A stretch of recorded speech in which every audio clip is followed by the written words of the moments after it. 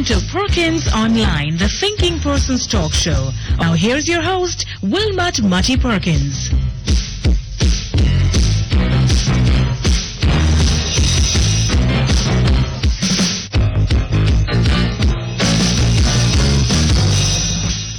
Okay, morning everybody, morning and welcome once again to Perkins Online. You know, there's a most extraordinary letter in the Observer today on the op-ed page. And it is supposed to be coming from P.J. Patterson.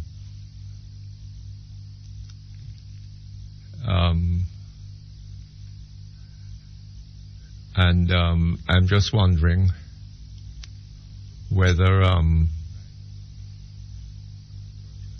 it does in fact, or this is somebody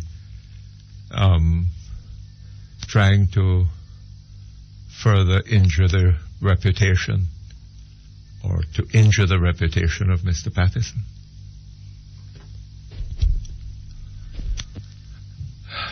The letter says, I had hardly anticipated that it would be necessary to refute an assertion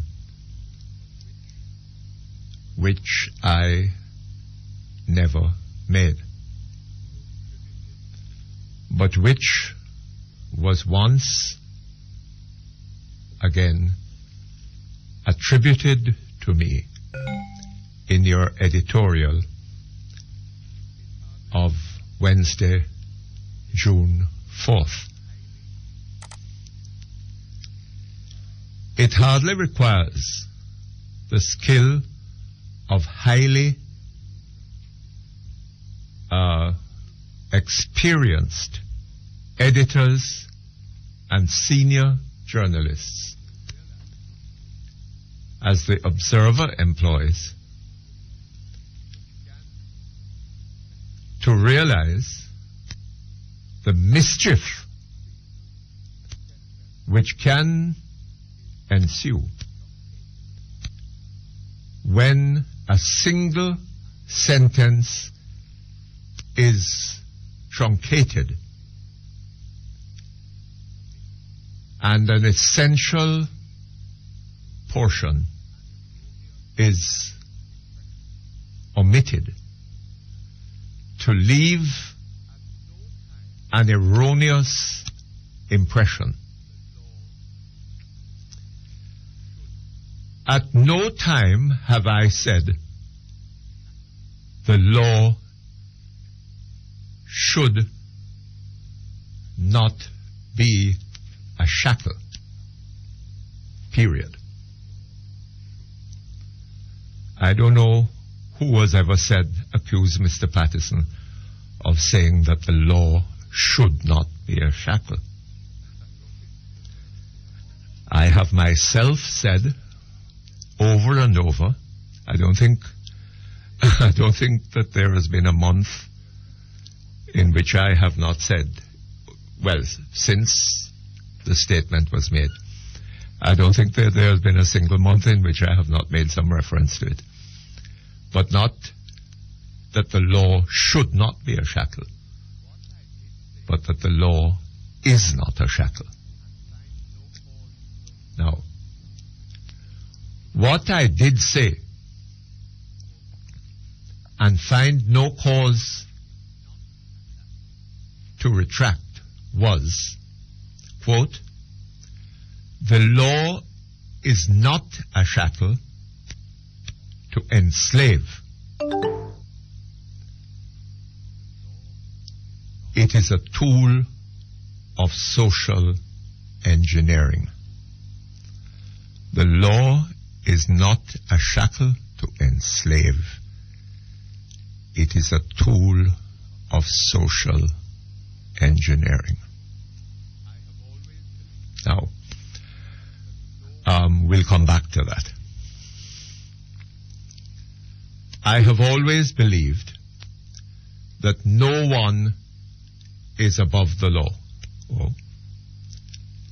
and acted in obedience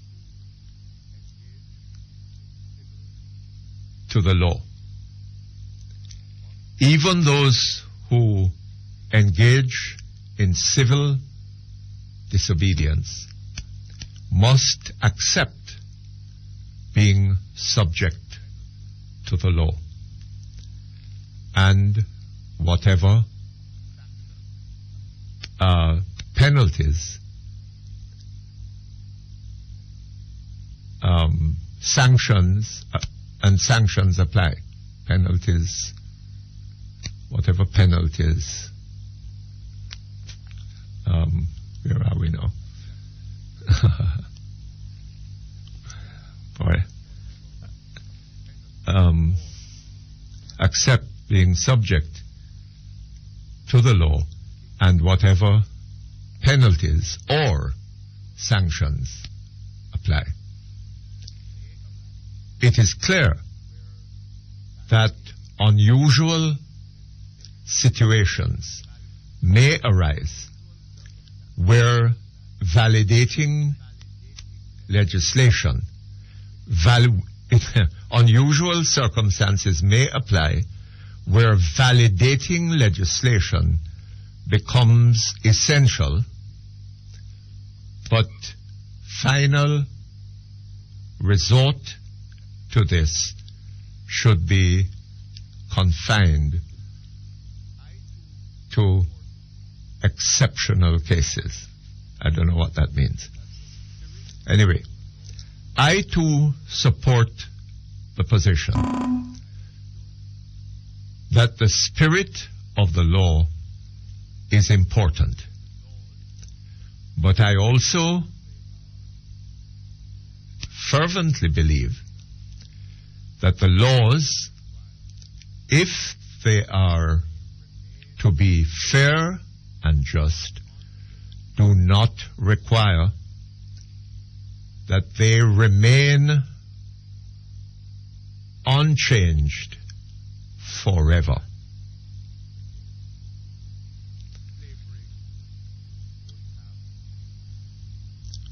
Were that the case, slavery would have remained legal and enforceable today. No. Okay, slavery would have remained legal and enforceable today. All right, let me go on. It is the duty, that is... Anyway, let me go on.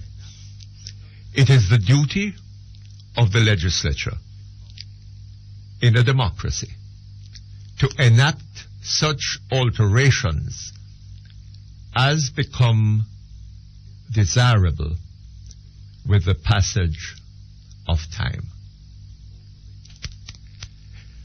In the light of evolutionary changes over the years, bold judicial decisions have introduced new legal concepts such as the torts of negligence and nuisance. They have also provided, from time to time, new and welcome equitable remedies. Good law is evolutionary and not static. I do not expect the observer to join a group which has sought to peddle distortions for their own malicious ends or partisan purposes, but which an egregious error, but when an egregious error has been made in a publication of your standing, I cannot ignore the risk of it becoming a part of our political apocrypha, and hence my decision to respond immediately. Now,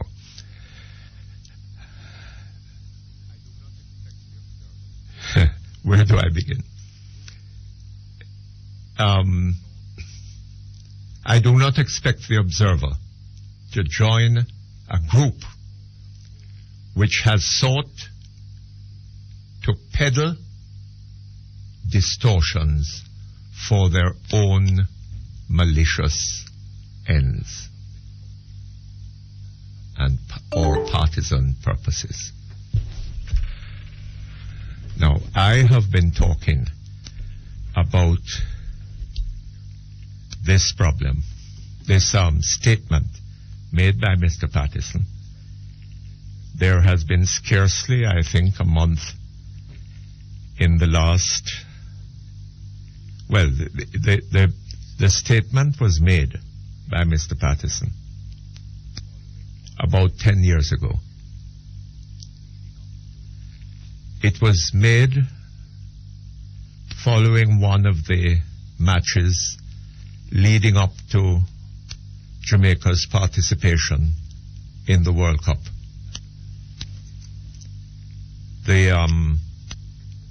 Jamaica beat a team at the National Stadium. Okay, we take a break. We come back in a moment. Workers in the light and power industry, the JPS Employees Co-op Credit Union is you and your family's best bet for attractive loans and investment options. The time by the JPS Employees Co-op Credit Union, your financial partner for life, is 10:15. The following was paid for by the PNP Youth Organization. I am concerned about the type of advertising I'm seeing coming up to the elections. I hope for a new approach in politics with two new leaders. I'm a young mother and I'm upset at the examples we're giving our children. The G2K have taken what the Prime Minister has said out of context by splicing it with other statements, giving the wrong impression. Imagine if the PNPYO was to take what Bruce Golding said about being associated with gunmen and spliced it with other GLP statements. What a attack that would be. We need a new start in politics. We need a clean election campaign. We need to unite our country around positive values. That is my hope. The proceeding was paid for by the PNP Youth Organization. When it comes to top quality, when you want great taste, find food for your family, eat on your plate. Get value for your money, top quality, great taste. Find food for your family, with eat on your plate. E-Foods, lots of nutrition, a fine food tradition. Find food for your family, with eat on your plate. Eve, the first family of fine foods.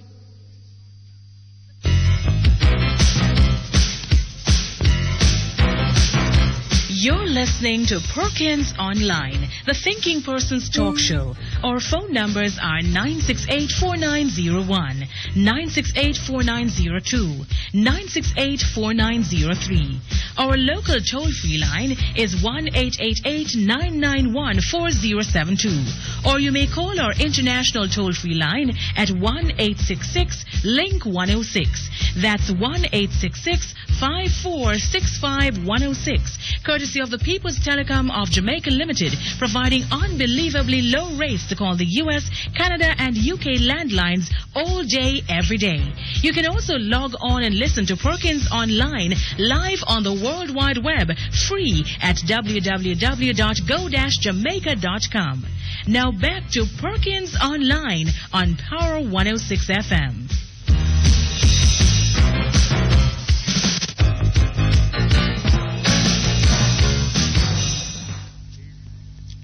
Okay, thank you very much. We're back here on land. Now, I was saying that the occasion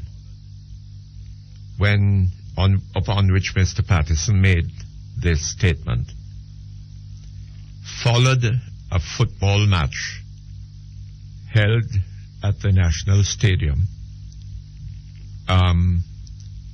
in which I can't remember whether they beat somebody or drew with somebody or what, but they drew, I think, the match, and that finally led to their qualification to go to the World Cup in 1998. Mr. Patterson was so overtaken by youthful exuberance that he immediately declared the following day, I think it was, a public holiday. It turned out that was, well,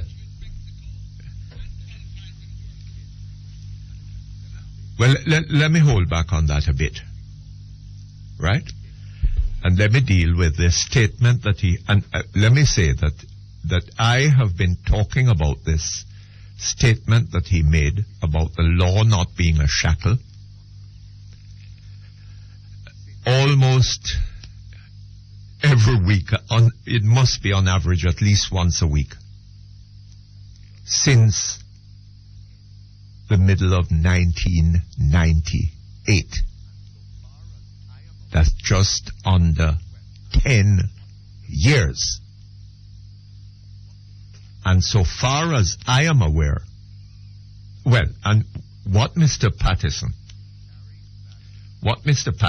is here suggesting, that in carrying that statement attributed to him, the Observer is joining a group which has sought to peddle distortions for their own malicious ends or partisan purposes. Now, I take it then that is what Mr. Patterson, assuming that he wrote this idiotic letter, is accusing me of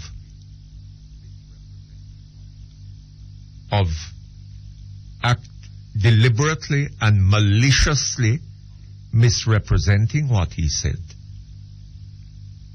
for my own partisan ends. Right? My own partisan purposes. Okay? No, I'm not even going to bother to respond to that, eh? Who is Mr. Patterson to be accusing me of any such thing? But I think it necessary. Well, I think it necessary to deal with this issue as he has put it forward. Right? Now, as I pointed out, I have been talking about this, and I hear other people from time to time mentioning it, for almost 10 years. And so far as I know, this is the first time that Mr. Patterson has sought to correct it. Various people, various persons have telephoned and accused me of taking his statement out of context. Right? That accused me of distorting. But nobody, so far as I know, and certainly not Mr. Patterson, has never told me or spoken it so that I could hear that what Mr. Patterson said was the words that he's now quoting in this letter. So for 10 years, this has gone on. And it is just now, not quite 10 years, right? That was 1998. And we are now at 2007. So in another few months, it will about a year from now. It's about 9 years, right? 9 years. And this is the first time, so far as I'm aware, that Mr. Patterson has taken a pen to correct it. Right? Now, let's go on. Let's go back. He says that the law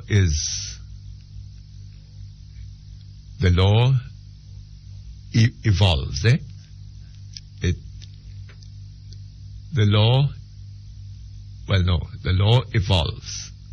From time to time, the law is changed, right? And the spirit of the law is important. But I also fervently believe that the laws, if they are to be fair and just, do not require that they remain unchanged forever. Were that the case, slavery would have remained legal and enforceable today. Right? No.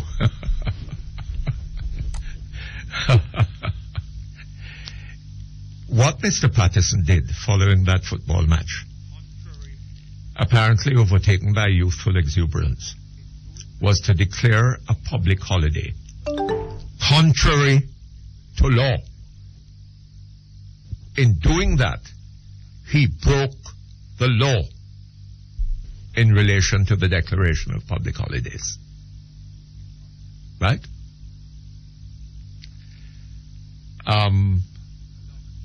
And admitted it in Parliament.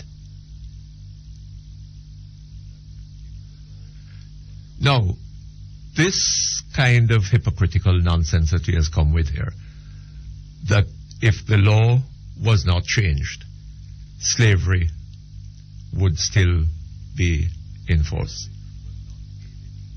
still be legal.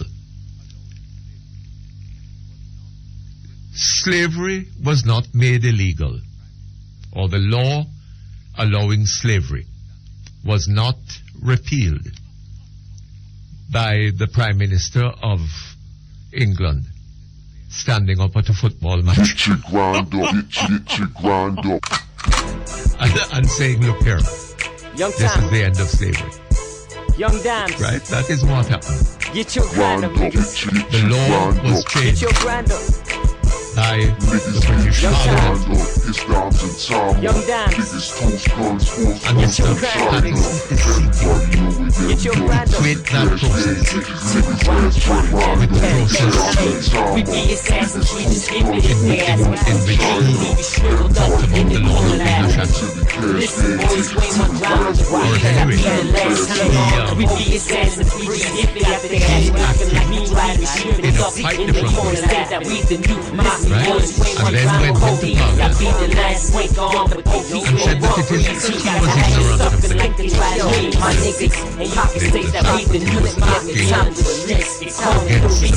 ignorant of the law. He was a lawyer and he knew the law. But the law is not a shadow. It is the tool of social measurement. And it seems to me very odd that it should have taken him, if that was not what he said, that it would have taken him nearly 10 years, 9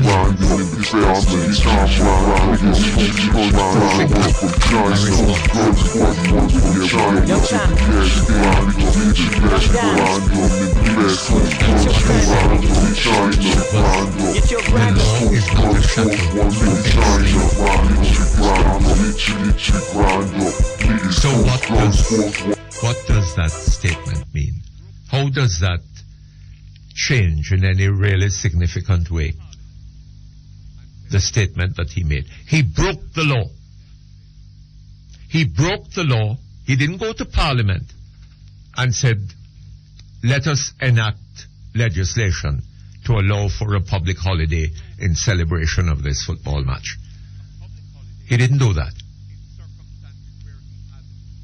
He broke the law. He declared a public holiday in circumstances where he had no authority so to do. That's what happened. And then he comes to say that the law is not a shackle to enslave. So tell me then, if you and I can't decide when we feel like it, that we will break the law, then what are you saying? The law would be enslaving us? Slavery is a situation in which people are deprived of choice, of the right to choose. So if the law is telling us that we are not to commit murder, then what is Mr. Patterson saying? That is depriving us of the right to commit murder when we feel like it, and therefore is enslaving us? What absolute arrant nonsense. We take a break. We come back in a moment.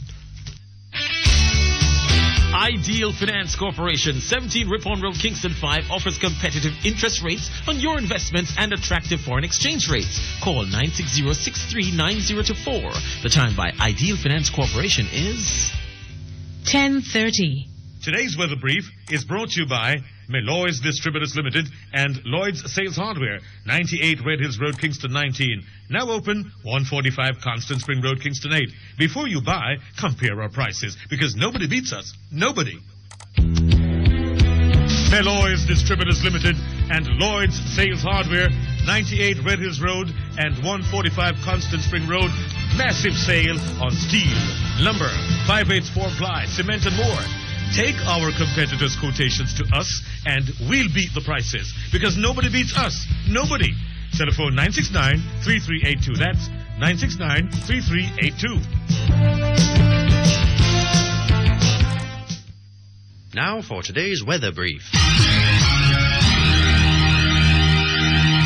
There is a high-pressure ridge across the northern Caribbean. This morning will be mainly sunny. In the afternoon, expect windy conditions with isolated thunderstorms. In our 3-day outlook, on Saturday, look for sunshine in the morning and windy conditions with isolated thunderstorms in the afternoon. Sunday should be mainly sunny and windy, and Monday is expected to be sunny in the morning and windy with scattered thunderstorms during the afternoon. The information for today's weather brief was supplied by the National Meteorological Service of Jamaica. Today's weather brief was brought to you by Meloy's Distributors Limited and Lloyd's Sales Hardware, 98 Red Hills Road, Kingston 19. Now open, 145 Constant Spring Road, Kingston 8.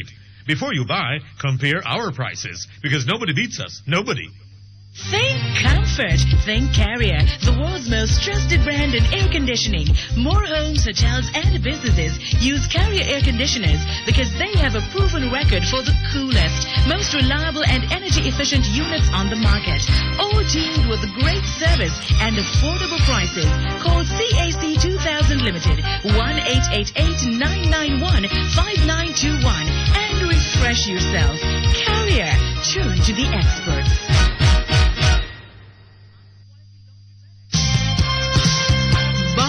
Caribbean Limited, the prestigious manufacturers and distributors of high-quality laundry products such as Trill Laundry Detergent and Fabric Softener, PAL All-Purpose Cleaner, and PAL Dishwashing Liquid. Products can be found island-wide in all leading supermarkets and grocery stores at very affordable prices.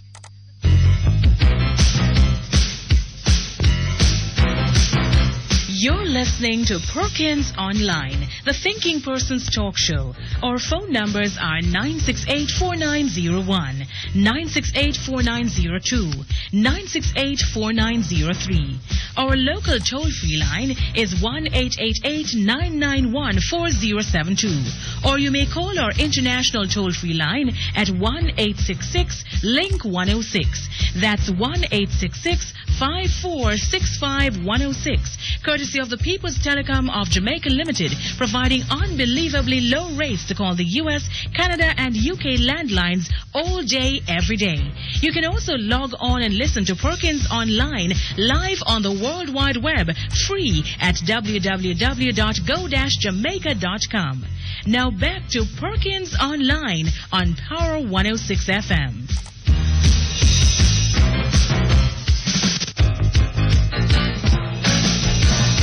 Okay, thank you very much. We're back here online. The law is a shackle. A shackle is an instrument of restraint.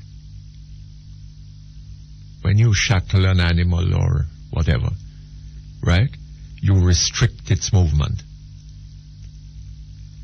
The law, similarly, restricts our choices.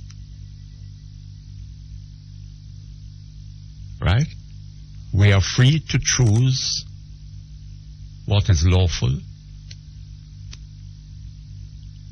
We are restrained from choosing what is unlawful. But that does not mean that such restraint implies slavery. Good order, the law restrains persons from actions which would be prejudicial to good order. And good order is essential to freedom, to liberty. Well, same word. And to the sustainment of the rights of individuals. So the law in restraining us is not enslaving us. That is an idiotic suggestion.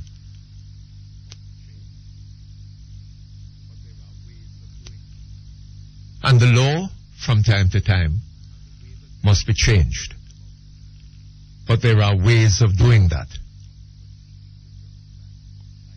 And the way that Mr. Patterson went about it was not the way. And what he was seeking to justify by talking nonsense about the law not being a shackle.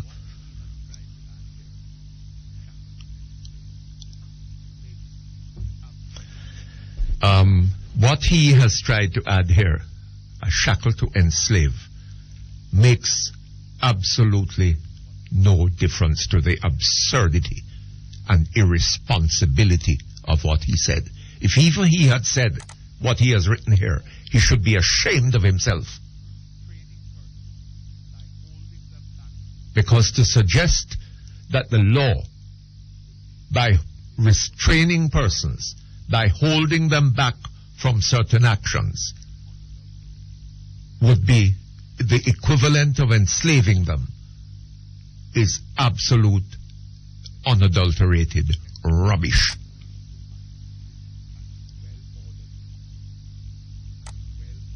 The law is essential to a well-ordered society, and a well-ordered society is essential to the enjoyment of liberty. Okay?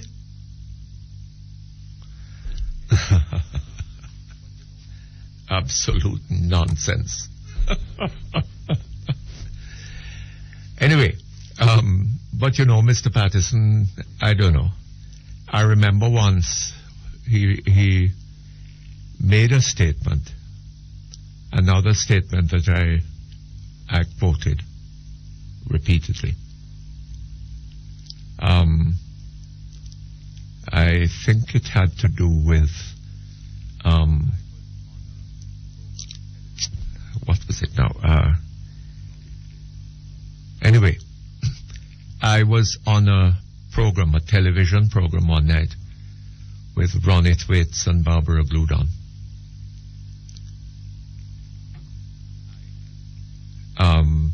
And I quoted that statement. I had got it out of a booklet.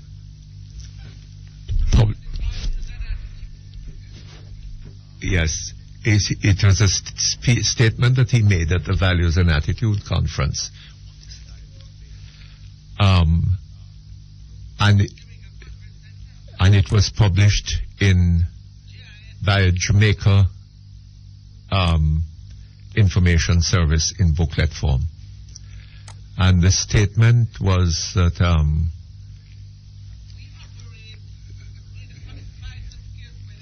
the fight for scarce benefits and political spoils has contributed to a polarized society in which we operate as hostile tribes that seem to be perpetually at war.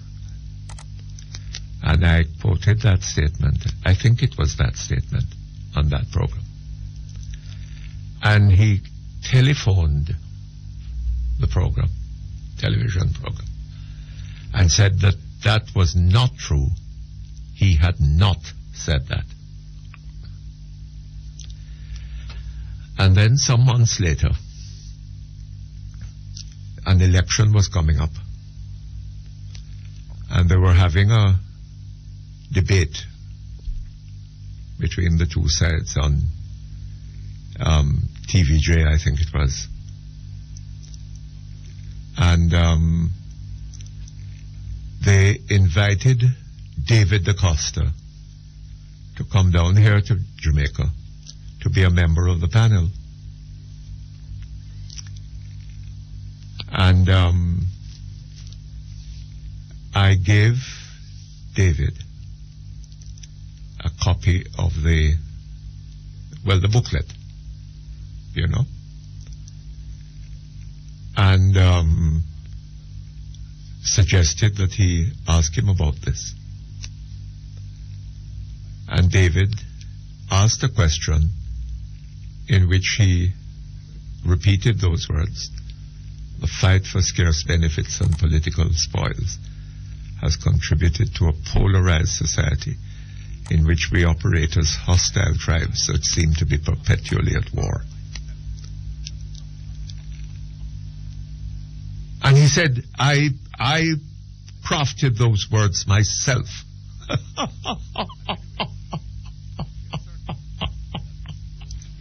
I think those were the words he used. At any rate, he asserted that those were his words, and he had crafted them himself.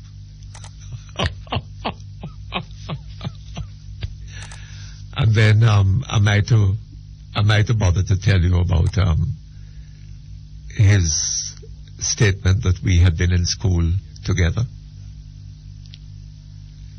When he, according to him, he had gone to that school in 1948 and left in 1953, while I had left in 1947.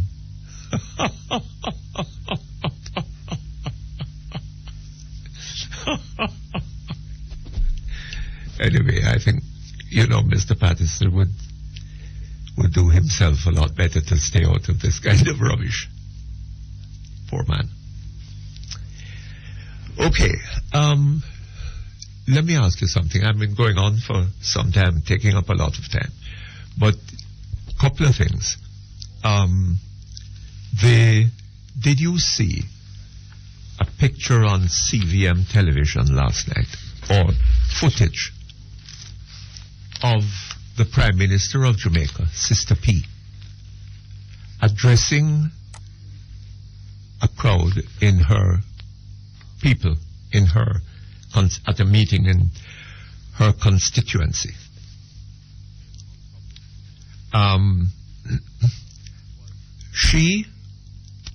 The platform from which she spoke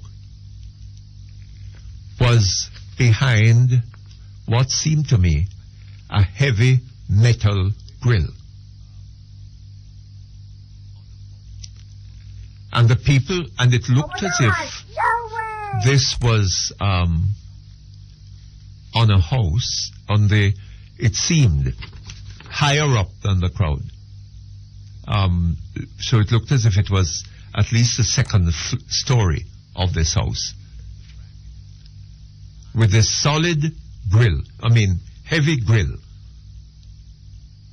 between the Prime Minister and the people with her on the platform, persons with her on the platform, and the crowd.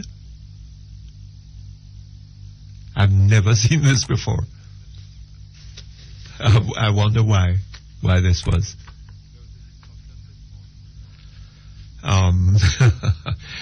One more thing.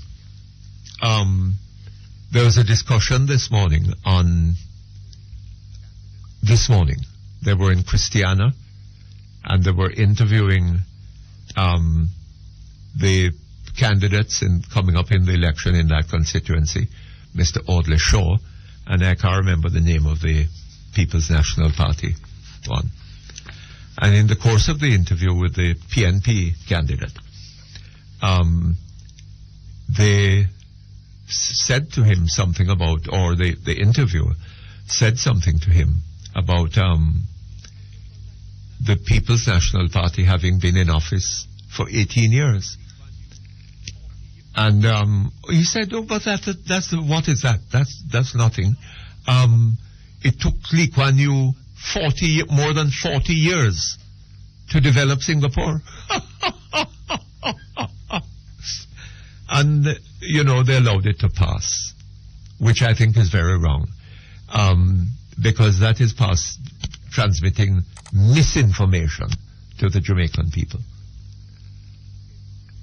Lee Kuan Yew began his work in Singapore, I believe, about in the middle of the 1960s. He came to Jamaica in 1965, I think it was, to have a look and to see, as he was developing his ideas for Singapore. 1965 to now would be, 40... Hold on just a moment, I'll come back shortly. National Supply, Jamaica's #1 source for the best value industrial hardware. Visit National Supply at 60 Constant Spring Road, Kingston 10, or call 969-6380-1. The time by National Supply is 10:46. Today's weather brief is brought to you by Suddenly Slender Jamaica Limited. Doctors say 65% of us are overweight. Get help now. Cherry-Ann, you and I go to the same gym, eat the same types of food. How come your body looks that great and I am still struggling with mine? What else you eating? Well, maybe I'm just blessed with better genes. Yeah, right. Suddenly Slender Mineral Wrap. Would you like to be slimmer, lose 6 to 30 inches? Suddenly Slender, Hilton Kingston, 920-1139 or 997-1909. What's your secret?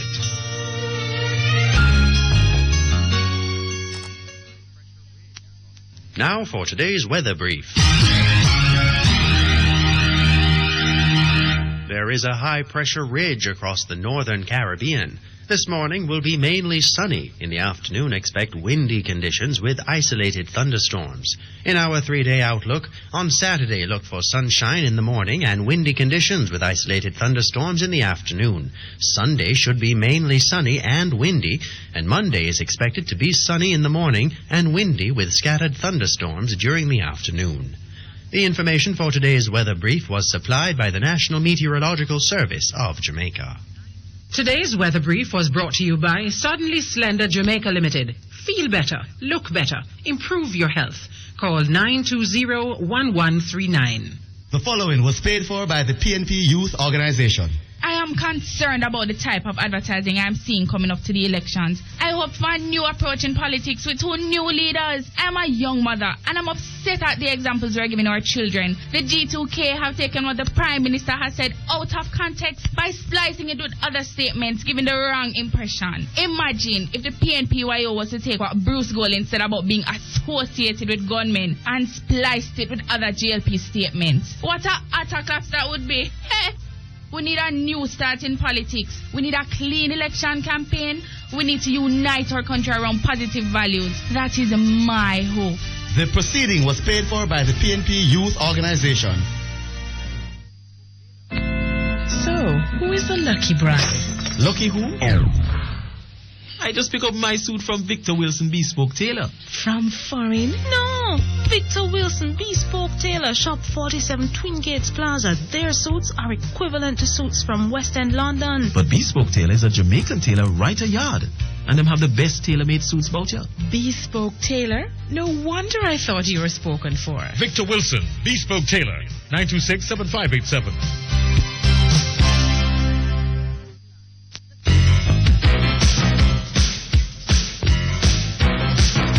You're listening to Perkins Online, the thinking person's talk show. Our phone numbers are 968-4901, 968-4902, 968-4903.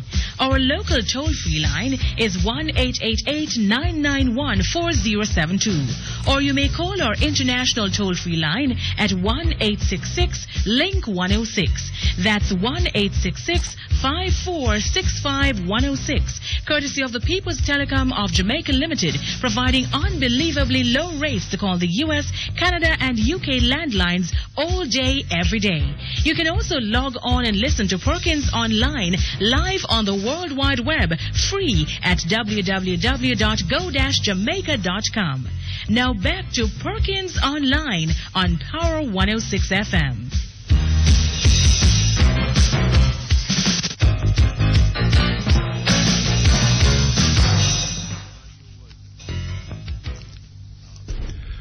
Okay, thank you very much. Yes.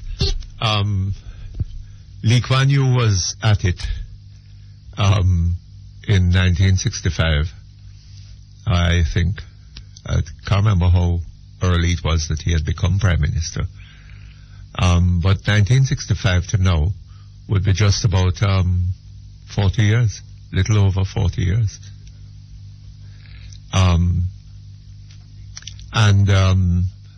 Singapore has been developed for some time, and indeed Lee Kuan Yew has not been Prime Minister of Singapore for some years now. I can't remember exactly how many, but I can look it all up.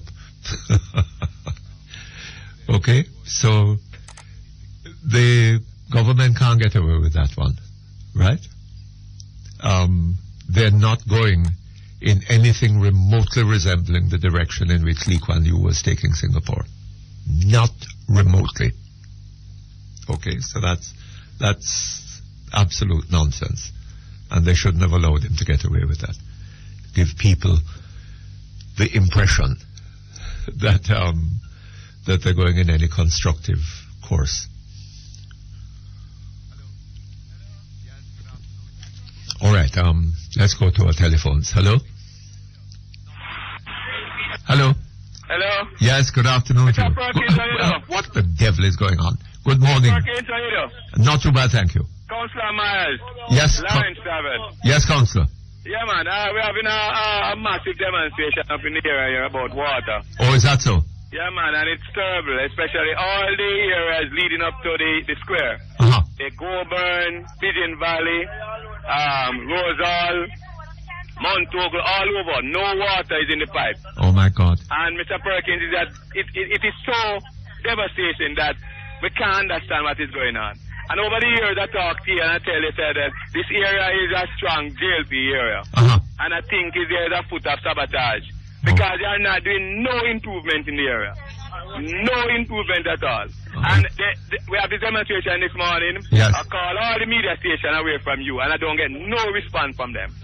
Right? And we clear the road now, but that vehicle can go through, but the people are still here. Uh-huh. But Mr. Perkins, it is that the terrible condition. How long have they been without water?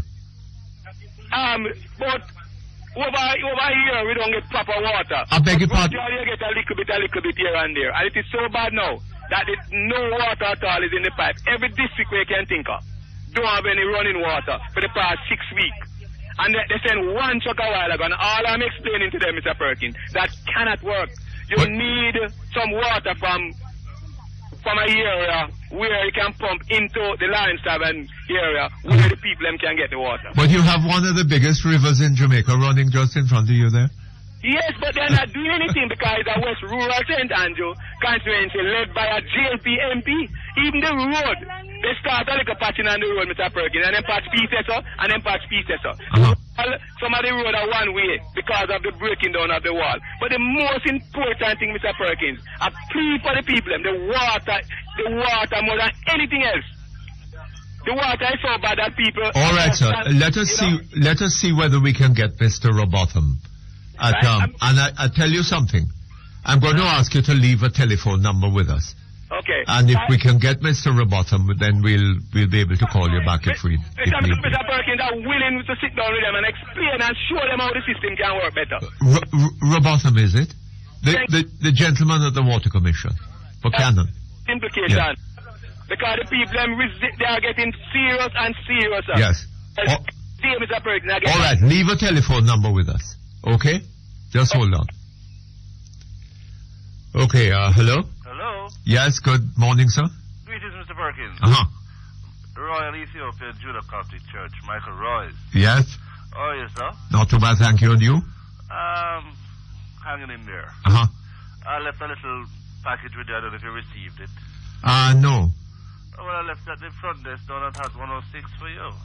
Oh? Yes. When was that? Oh, my goodness, you didn't get it? Oh, no, I may have, you see, but maybe it's just that I haven't yet got around to it. Well, I have to go and look for it. Yes, it's a sovereign ex officio. It's what? Sovereign ex officio document. Oh, I see. Well, thank you very much all the same, eh? Yeah, and I thought I went public with the claim. Uh-huh. The public acclamation. Yes. That was dated the 6th of April 2007. Uh-huh. If you'd allow me, I could read it. Yes. Okay, this is a public acclamation from the Royal Ethiopian. Is it long though? No. It's about 5 short paragraphs. Yes.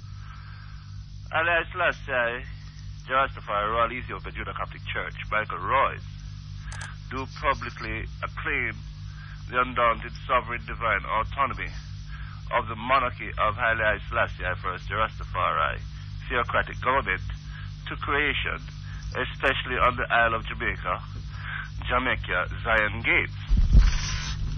This undoubtedly unquestionable fact of reality, which has manifested itself, is so plain to be true, and for some hard to believe.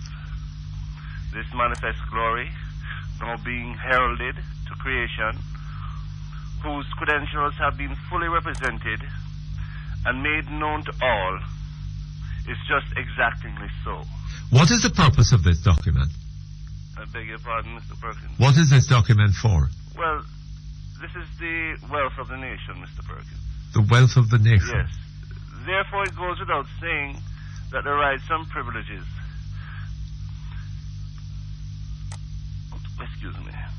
bestowed upon the sovereignty is awe-inspiring, to say the least. For example, the commissioning of a money mint under the authority of the ex-officio head president and head physician, His Imperial Majesty Emperor Haile Selassie I, First Rastafari head president, yes, Dr. Matto Mari.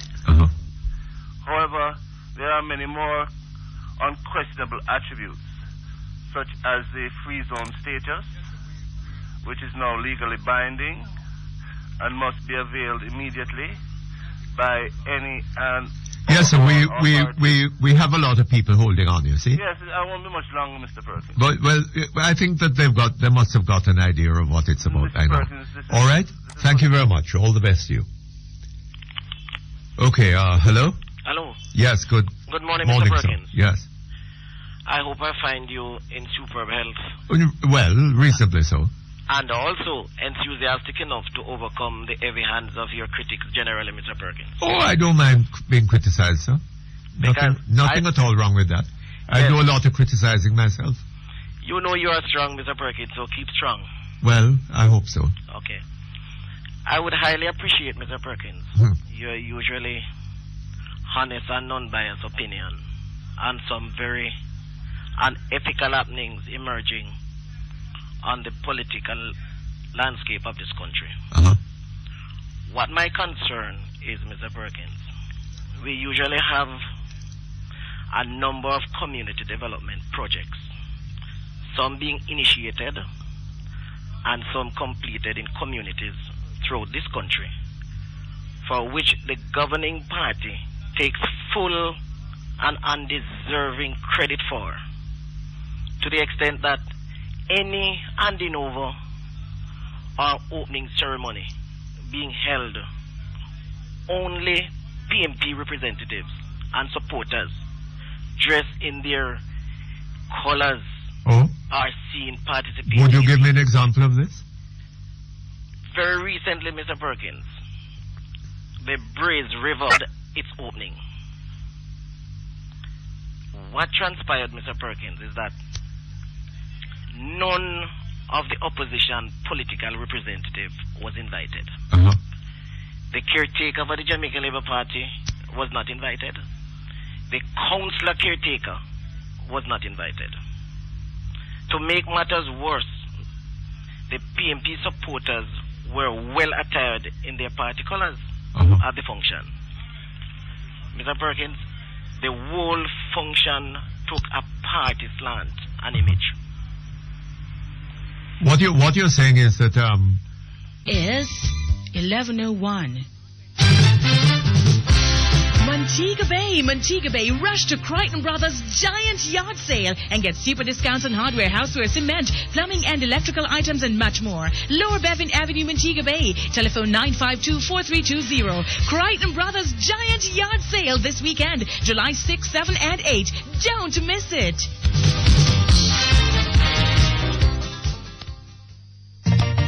Ricky want to set up the house with the best from top to floor. But when him open up him wallet and him look at the money, him sorry him never have more. Ricky don't let us stop you from do it. We said the best hardware you can get it. When the price is nice and you get advice, the choice could only be Stewart's Hardware and Home Center, Maitland, Lionel Town and Wool Harbour, where the price is right and the customer is always first. Stewart's Hardware.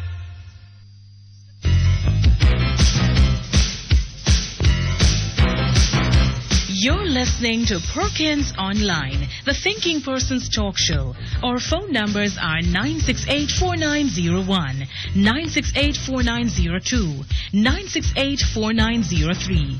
Our local toll-free line is 1-888-991-4072. Or you may call our international toll-free line at 1-866-LINK-106.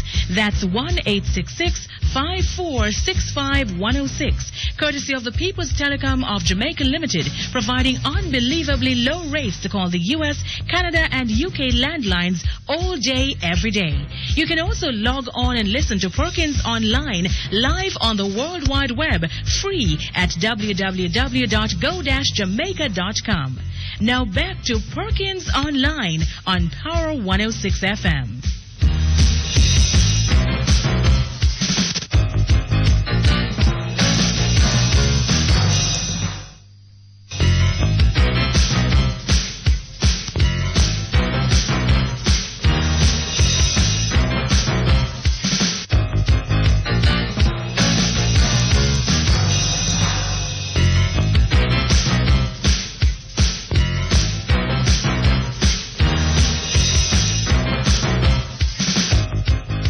Okay, thank you very much. We're back online.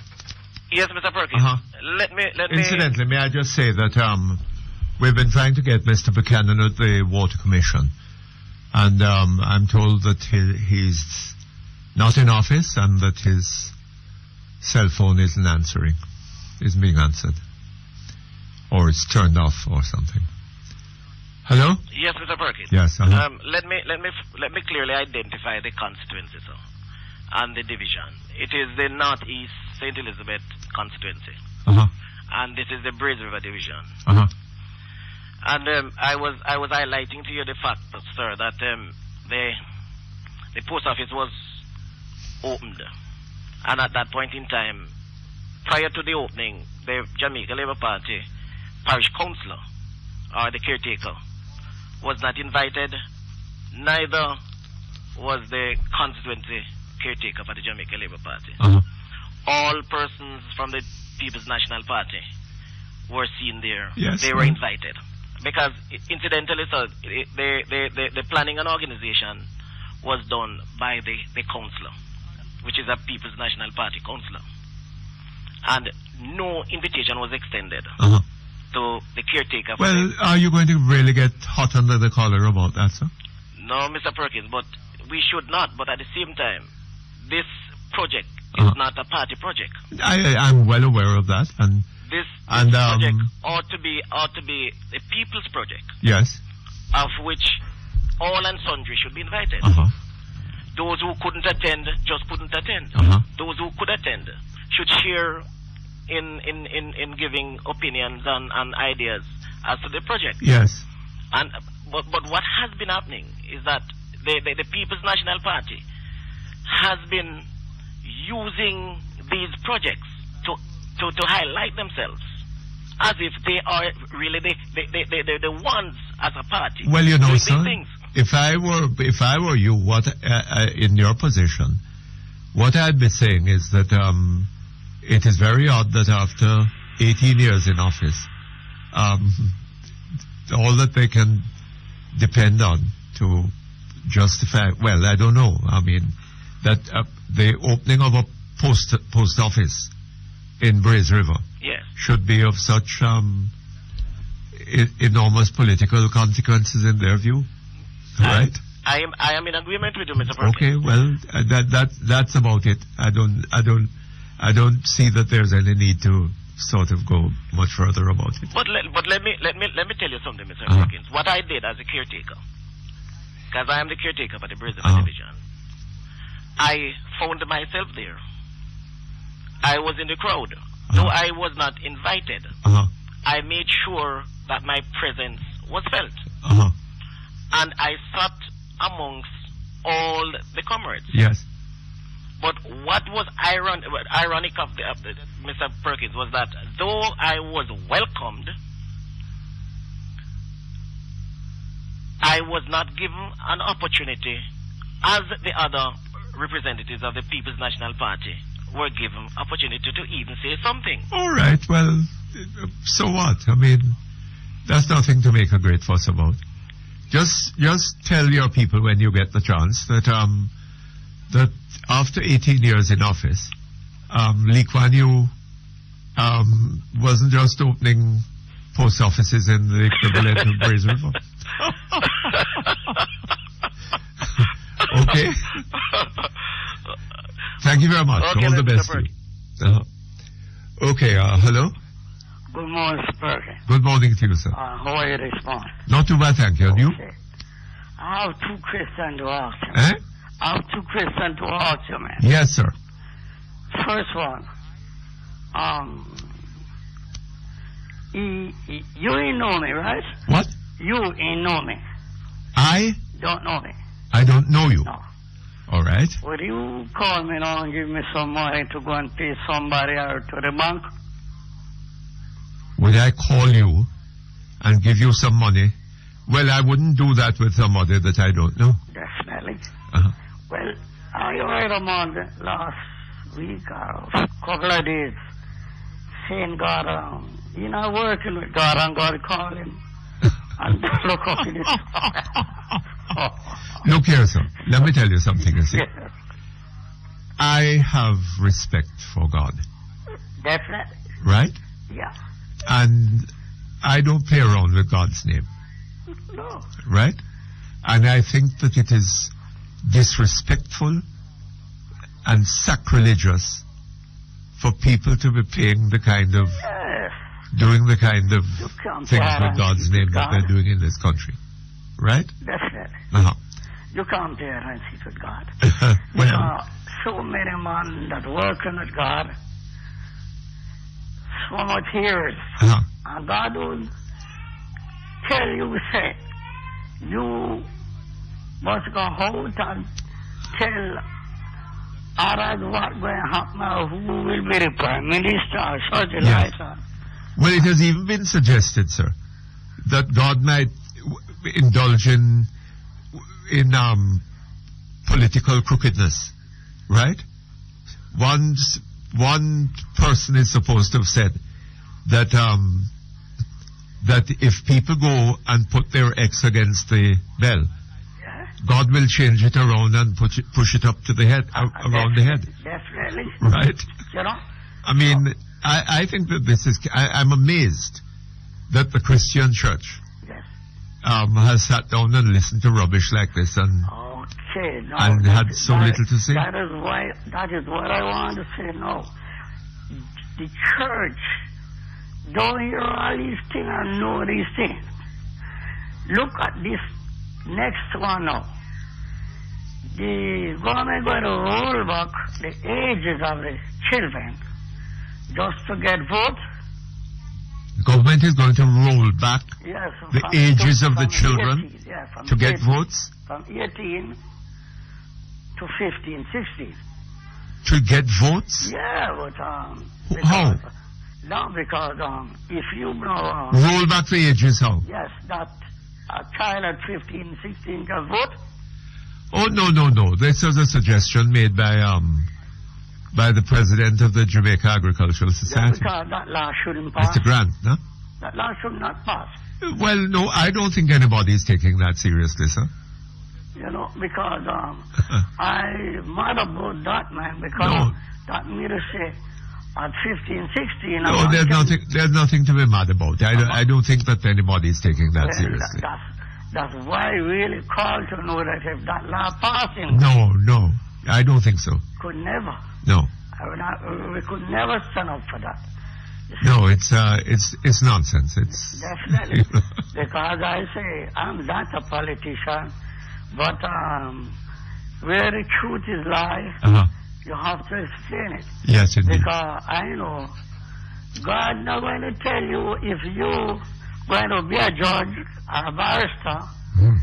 You must tell yourself that by your education and where your education put you. Yes. So, you want to get those things clear, man. So, I don't think that God has any intention of subverting the political process in Jamaica, sir. Definitely. Okay. Because and anybody who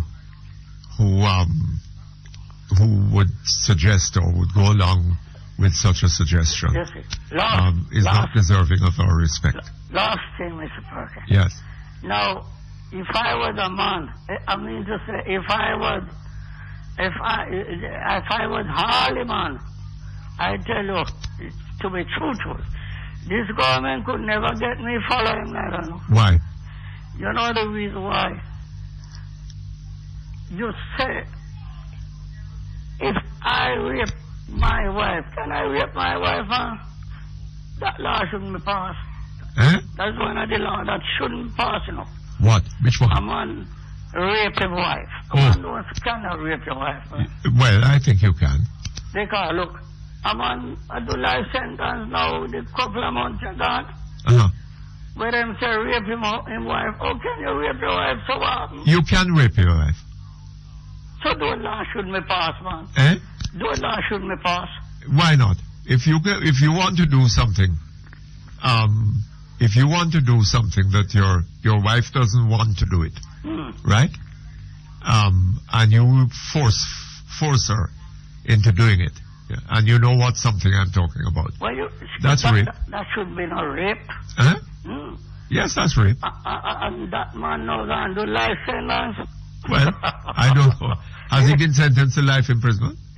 That can't work, man. So Well, that seems severe. those reasons now why really against those laws that the country, that the government making. Yes. Yes, so well, and we are man and we have to stand up with you, man. Yes. I Well, put out those check. well, don't rape your wife and you won't have a problem. But we're not supposed to rape wife, man. Huh? Because you and your wife is one. Yes. So whatever you do with your wife, as long as you don't abuse her, Yes. I don't think the law should be. Well, I think that is what the law attempts to prevent. That's it. I don't supposed to abuse your wife. Yes. That's it. So, All right, sir. okay. Thank you very much. Let All the me- best to you. We take a break. We come back shortly. Only the best is good enough for you. So get the best and widest range of tiles, various sizes to suit your style. Floor, wall tiles, Cameron Industries, Tiles, 963-0628 and 906-3862. The time by Cameron Industries Joinery Limited is 11:15. Call the doctor, quick! Someone call the doctor! Mommy, not do you. Only the windshield broke. Then that me I say, call the doctor, Dr. Glass! Call Dr. Glass for all your auto glass needs. Windshields, rear, door, vent, quarter glass for all make vehicles. 237 Marcus Garvey Drive at 3 miles. And now in Catherine Hall, Montego Bay. Call 971-7853. Thank God for Dr. Glass! Call now, 1-888-Dr. Glass. Smells great, tastes better. Your favorite Dr. Luscious and Tassie baked products. Delve into our delicious Dr. Luscious cheese bread, pineapple cake and a raisin cake, and our tasty Tassie orange, coconut and cherry cakes. Available at all major supermarkets and stores island-wide. Fresh, savory and mouth-watering baked brands. Dr. Luscious and Tassie line of products. Baked and distributed by Breads and More Limited. 27 East Street, Old Harbor. Telephone 983-0644. Dr. Luscious and Tassie baked products. Just what the doctor ordered.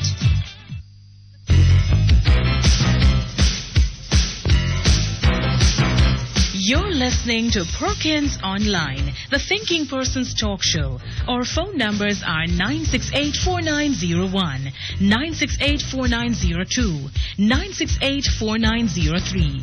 Our local toll-free line is 1-888-991-4072. Or you may call our international toll-free line at 1-866-LINK-106. That's 1-866-5465-106. Courtesy of the People's Telecom of Jamaica Limited, providing unbelievably low rates to call the U.S., Canada, and UK landlines all day, every day. You can also log on and listen to Perkins Online live on the World Wide Web, free at www.go-jamaica.com. Now back to Perkins Online on Power 106 FM.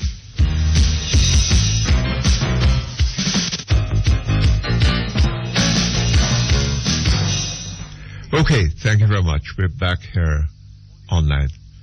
Hello? Hello? Yes, good afternoon. Good morning. I keep saying good afternoon. I don't know why. Good morning. Morning to you. Yesterday, a man called about a friend of his. His daughter had to pay a fee of $2,000 to do this test. For what? This man yesterday. Yes.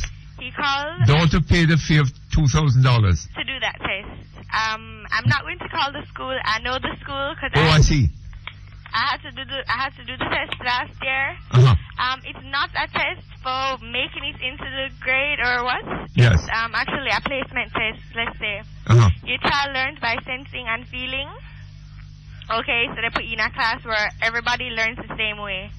Like, you're all alike. Yes. Yes, so you get placed into a class, and if you don't do the test, you just get placed randomly into any grade of any. Now, grade what this is about? This business of what? Sensing and feeling? No. I'm just saying, for example, Uh-huh. or let's say if your child learns by visual and hearing, Uh-huh. seeing and hearing, yes. So they put you like, okay, it's the first time on the show. Yes. I'm not the only one on the show. Another classmate of mine who also attends the school Yes. is on the line right now. Uh-huh. Hello? Hello? Yes. Yeah.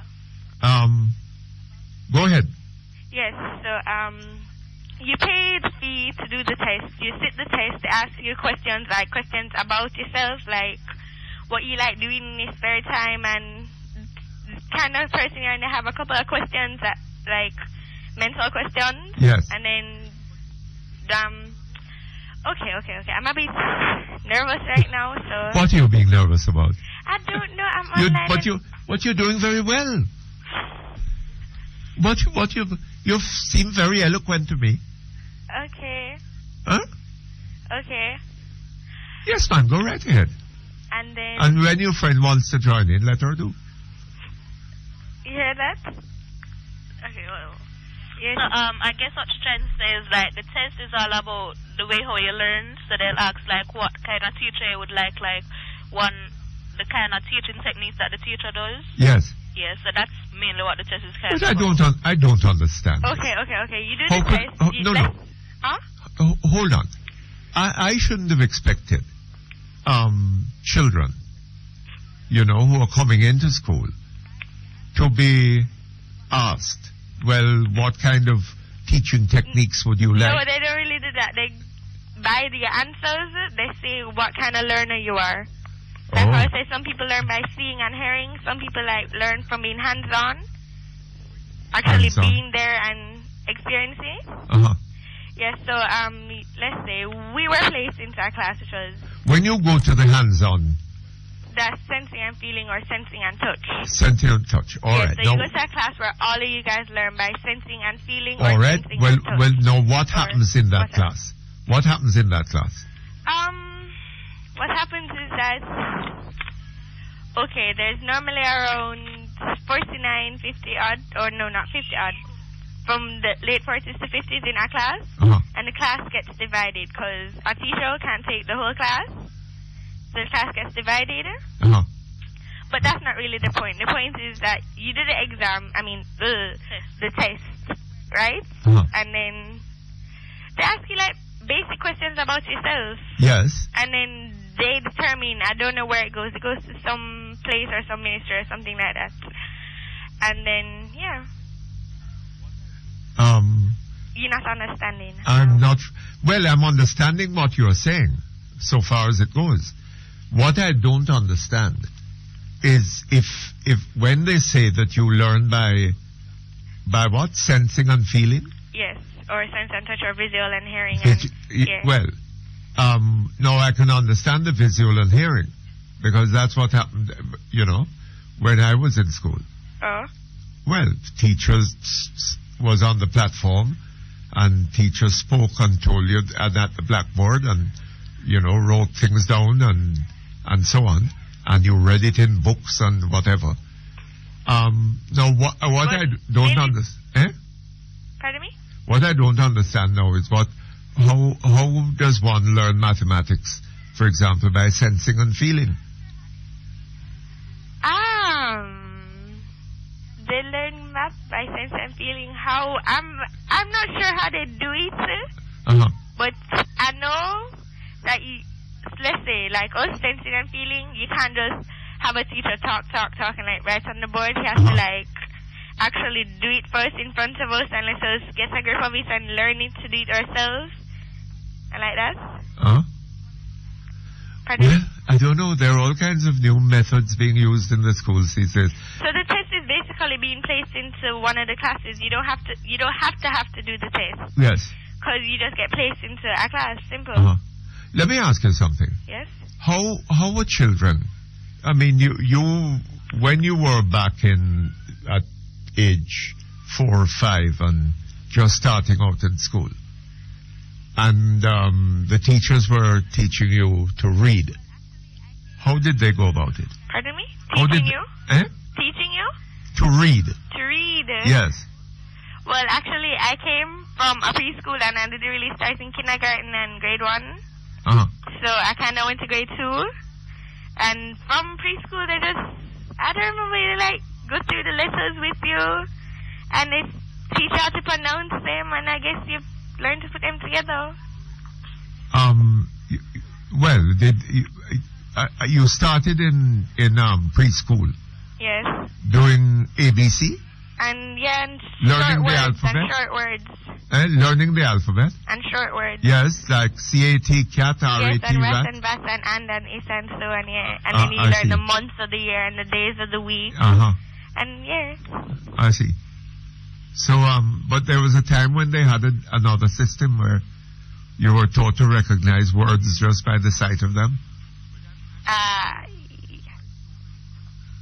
No, that was before your time, I think. But I'm just wondering why so many children are leaving school these days unable to read. Oh? What is the problem? I'm not sure. Well, you have stuff like classes like English orals where you have to write stuff and you have to read them out. So I guess they're trying to make the system better by doing that. Like they give you stuff. Let's say they give you an essay to write on how. But if you write an essay, you can't be literate. No, as in they give you stuff like a story to write, a short story. All right, fine. So not really short story, but as. Gosh. What has your friend got to say about this? Yes, what do you have to say? What was that? English orals. Why? Like English oral is kind of like helping you to speak properly and speak proper English. Yes. And reading and and kind of teach you how to read and to make up your own things and use your imagination. Yes, but I'm trying to understand. I'm hearing these days about a high proportion of children leaving school after 6 and 7 years and cannot read. Well, it's not. I heard the minister talking about it, Dr. Phillips, saying that. Well, it kind of depends if the child wants to learn, because of course a school teaches you how to read. A school teaches you how to read, but it's if the child wants to learn. Oh, so why are so many children not wanting to learn then? Because they want to idle in class. That I know from experience. In our classes, children will just not pay attention to the teacher and just talk. Are you serious? Seriously. And what does the teacher do about it? Well, the teacher just said stop the talking, and then a couple of minutes after, the children just start talking again. Sometimes they get in math class. No, we're not with the teacher, but like the children, like because the teacher don't really like talk to them too rough. Yes. Like, they take advantage of it. They take advantage of it and tend to lead him astray. Like they'll be easily like, look out there, and then get him on another topic. Oh, is that so? Yes. But if I tried things like that, well, not that particular one, because we had a master with whom we used to do that kind of thing quite successfully. You know, you'd been in class, Latin class, doing Virgil, and you distracted him, and you know. But as far as the chatting one is concerned, and they do all sorts of manner of evil. If I had done that, I would be sent to the headmaster. Well, they don't really do that because we have people that tend to backtalk a whole lot. Yes. And they don't But even that, really care. I mean, and when you get sent to the headmaster, you know what that means? You're going to get punished. Eh? You're going to get punished. That means- Or get away with a warning. No, man, not likely. That means 6 in your tail. Huh? Eh? Pardon me? Bend over. Oh. But that doesn't happen these days. No. No. Well, I think that possibly they should bring it back. You don't think so? No. You don't think so? No, I'm not prepared for that. Scolding in high school. Oh my gosh. Eh? Scolding in high school. That would be funny. Scolding in high school? Beating. That would be funny? Boy, I don't know. I got a lot of caning in high school. Well, okay, I guess we kind of got the matter started with the test. Yes, all right. Thank you very, very much for calling. It was lovely hearing from you. Okay, bye. Okay, so long, both of you. Okay, hello? Good morning, Mr. P. How you doing? Hi, not too bad. How are you? Not too bad. A little bit depressed, but, you know, Yes? I heard you this morning, and I heard those people that read the papers in the morning talking about your schoolmate that you wasn't in school with. The whole thing make me want to crack up, because I have the paper with the Tuesday following when the man broke the law. You serious? You have it? I have the paper when he got up in Parliament and said the law is not a shackle. Yes. I have the paper. Oh, my I gosh. even have the paper with the ombudsman, the then ombudsman, no, public defender. Yes. Mr. Howard Hamilton saying nothing was wrong with it. Then after he became the public defender, Yes. he says nothing was wrong with it. It was a momentum that he never wanted to lose. Yes. So he got up and said, he said in it that he was a creature of the law. Uh-huh. Who is this? Your schoolmate My that you was in schoolmate. school with says he was a creature of the law. Uh-huh. And he knew that it was illegal. He should have given 7 clear days before Yes. he declared it a public holiday. Uh-huh. But he never wanted to lose the momentum. Hold on just a moment for me. Researchers at the University of California, Davis reported that phytonutrients in apple products may help protect against cardiovascular disease. Start drinking Mott's apple juices, distributed by T. Geddes Grant Limited. The time by Mott's Healthy Living is 11:30. Today's weather brief is brought to you by Independent Living, Jamaica's authorized provider of Pride Mobility scooters and lift chairs. I started worrying what to do when the doctor told me that Mama's arthritis was worsening. But then the nurse told me about independent living. It was a dream come true. Independent Living, the store that cares enough to provide solutions for your physical limitations. Supplies of hospital beds, lift chairs, wheelchairs, bathroom safety and rehab products. Independent Living, the caring store. 10 Merrick Avenue, Kingston 10. Or call 754-2195 or 754-5198. Rising above physical... Now for today's weather brief. There is a high-pressure ridge across the northern Caribbean. This morning will be mainly sunny. In the afternoon, expect windy conditions with isolated thunderstorms. In our 3-day outlook, on Saturday, look for sunshine in the morning and windy conditions with isolated thunderstorms in the afternoon. Sunday should be mainly sunny and windy, and Monday is expected to be sunny in the morning and windy with scattered thunderstorms during the afternoon. The information for today's weather brief was supplied by the National Meteorological Service of Jamaica. Today's weather brief was brought to you by Independent Living, Jamaica's authorized provider of Pride Mobility scooters and lift chairs.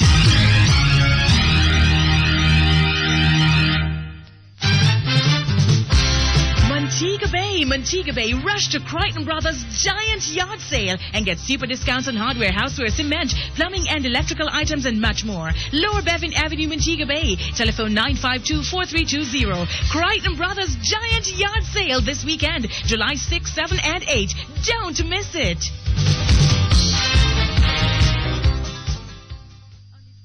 We should always be able to communicate with the important people in our lives no matter where they are. Now for only $750 plus tax a month, only $25 a day, Freedom Wireless, the new mobile calling plan from People's Telecom, gives us a real choice. Call US, Canada and landlines in the UK, plus other Freedom Wireless users and talk all you want. Emancipate yourself. No talk to you when I get credit. No please call me. With Freedom Wireless, I can talk to you right now. Call our office today, 659-0101. Offer expires August 20, 2007. Powered by ODJ.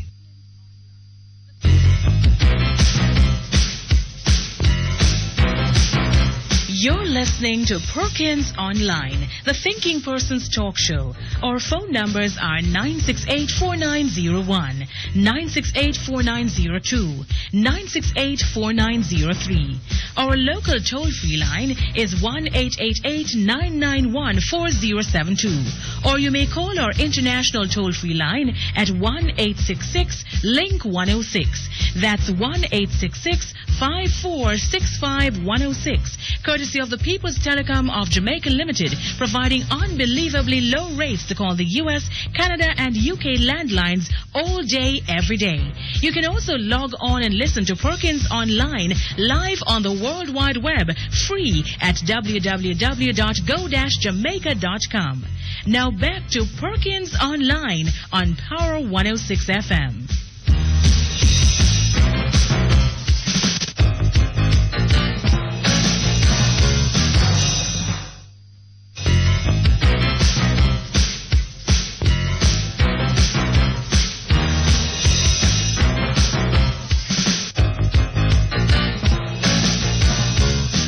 Okay, thank you very much. We're back here on that. Yes, Mr. P. I regard this letter that your schoolmate wrote. My schoolmate with whom I was not with in whom school. he was not in school with. I regard it that he is trying to revisit his legacy. That's all he's trying to do, reburnish his legacy. But he admitted, But you know, sir, he admitted that he know he broke the law. Yes. But you know, sir, his command of the language Yes. is not as good as he thinks it is, you know. True, Because by adding to it, yes. the law is not a shackle, and that enslaves. Yes. Is that it? Yes. Yes. The law is not a shackle Yes. that enslaves. And then he went on with the tool Right. of engineering. It should So, be used as yes. a tool of engineering. Yes, well, Yes. that's. But let's deal with the law is not a shackle. Yes. And the law is, what does adding that enslaves? How does that help? I don't see it help. I'm going to tell you. Because if you can't disregard the law, as Mr. Patterson did in that case. As he did. Right? Yes. If you can't disregard the law, Yes. then, and the law therefore limits your choices. True. Right? It is shackling you. Yes. Right? To a certain Yes. course or against certain courses of action. Right? Yes, sir. So, if the law says that you must not commit murder, right? Yes. And you obey the law and not commit murder, or if the law says that you are to stop at a red light, Yes, sir. and you obey the law and stop at the red light, then you are being enslaved. That is what it implies. But, and it's sending a wrong message to the young folks. Well, I don't know. I remember in the 40s when they used to put a shackle around the legs of criminals that was being transported from the back of General Penitentiary Yes. to near the baths, near the public baths by the cement company. And they used to work on the hill in the broiling sun. And they used to shackle them by chain to the feet Yes. that they don't run off. They used to transport them in a boat. Yes, but then let us think of the law. The law. The law says that you're to stop The at law. a red light. So if you stop at the red light and do not see yourself as having the option of disregarding the law, then you are enslaved. That's right. According to this. According to him. I am telling you, it's no use him try. He's only muddying the waters more. That's all he's doing. You refer briefly on that interview the time when you were there and the substantial Mrs. Gluden was there and somebody else. Deacon Thwitz. Yes. It was Deacon I Thwitz's remember the program. conversation, you know. Yes. And when he called in to say he never said that. Yes. She replied to you and said, you know, hear the man say him never say. Yes. That was her retort. You know, hear the man say him never say. But I hope that she was listening when David DeCosta backed him up. And he backed him up properly. And he says he crafted every word of I it. crafted. I remember it, and I've got some of it on paper here. I've got to dig it up, but then he's an aberration because he says he was a creature of the law. Yes. And I remember the public defender saying nothing is wrong with it. This is a man who's supposed to know the law, saying nothing is wrong with it. Well. One moment in time, and it was a moment that you don't want to fade away. You understand? Yes. So that's why he made his declaration about tomorrow will be a public holiday. Never happened. It never happened in any civilized country. It's completely out of order. 7 clear days must be given. That's what the law requires. Yes. And he broke the law, and he knows it. And he turned Well, around and said that's what he said in Parliament. Yes, that's what he that said. He was a lawyer and he knew the law. He knew the law. And he was hadn't a acted creature out of the law. ignorance. Yes. I am telling you. Now, let me go back because I want to speak a little bit on the Universal Access Fund. Yes. Just a little on it, and I don't want to indulge in anything libelous because I must congratulate Nationwide. Nationwide has been threatened, Emily Crooks, Cliff Hughes, and they have carried the cudgel, they have carried it, and they are doing a wonderful job in bringing it and ferreting out information that we, the members of the public, should have. Yes. I remember telling you at the time that this Universal Access Fund will be bedeviled by all sort of wrong things. And lo and behold, it is there now. The Auditor General says something about it. The Solicitor General says something about it. That it should go into the Consolidated Fund. And, you know, my mind goes back to a case I sat in the number 2 Circuit Court in the late 50s. And the judge then was Mr. Ronald Small. His Honor, Mr. Ronald Small. Yes. In sentencing a man who had dipped his hand in the Jamaica Agricultural Society. He says, whenever you see a man entrusted with money, start visiting nightclubs and bars and sports a lot, something is bound to happen. And that was his words. Yeah. And that words ring true with me. Another book I read on crime, it says most criminals want to go back to visit the scene of their crime. Yes.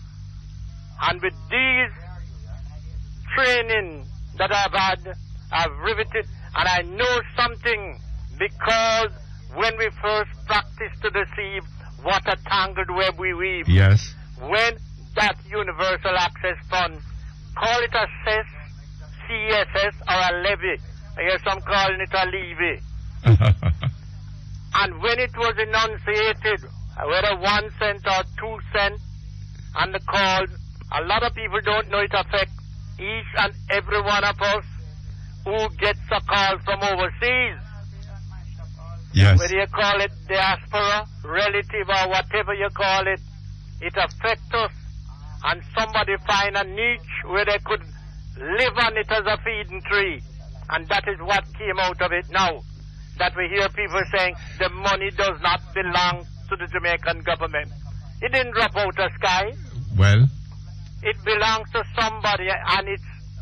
Well, if it doesn't belong to the Jamaican government, to whom does it belong? Who does it belong? And I hear, I'm sorry to say it, Dr. Herbert, whatever is his name, he's the present chairman. Yes. He indulged in a bit of foolishness last night. He says that the lady, the attorney-at-law, worked for the money because he checked with the overseas rates and find that we have got value for money. Or that the government... But why would he? I heard him saying that. Yes. And the question is, why would he have checked with overseas rates? Why? Why not check with local lawyers?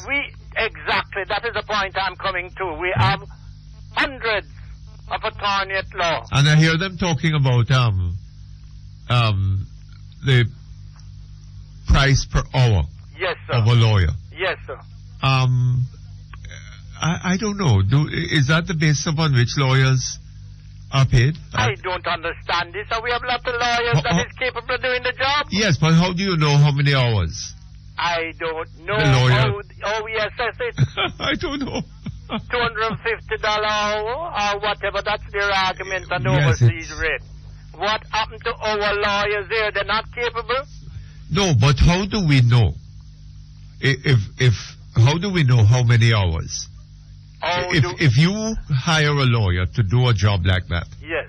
right? Yes. And at the end of it, the lawyer tells you, well, I have worked 1,000 hours. Yes. How do you know that that is not so? I don't know. I just don't know. And How can you? She can. That lawyer can tell you anything. anything. And there is a clear conflict of what goes on there. A clear conflict.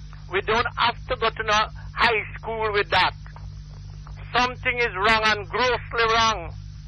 The lady works for the ministry.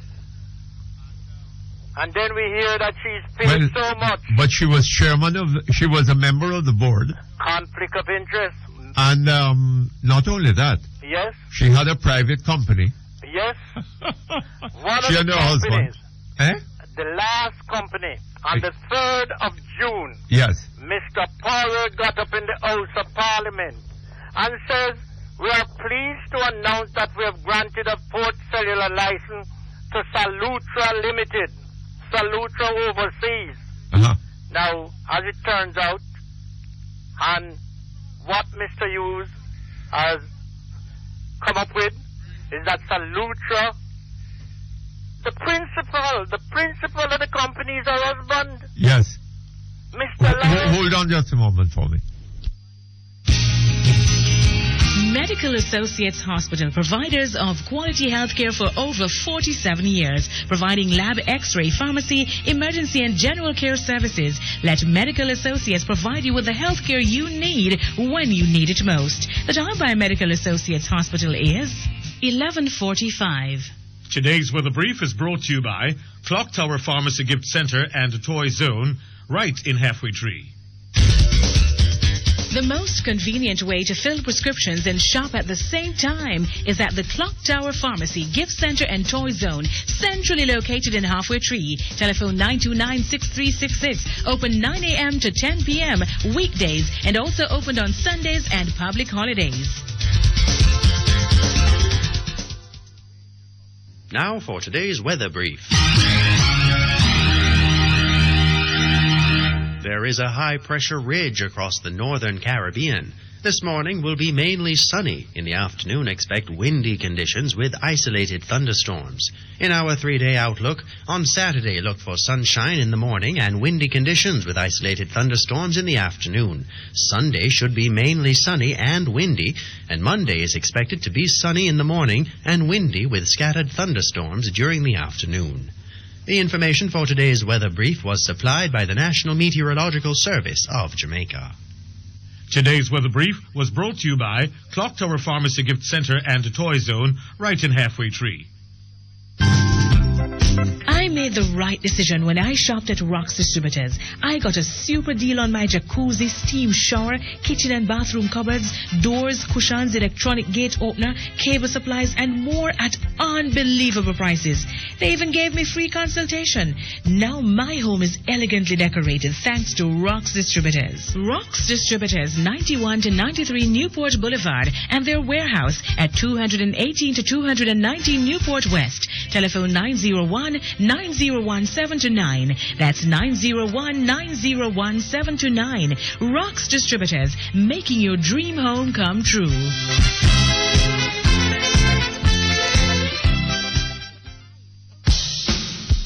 I love keeping my mind and body in shape.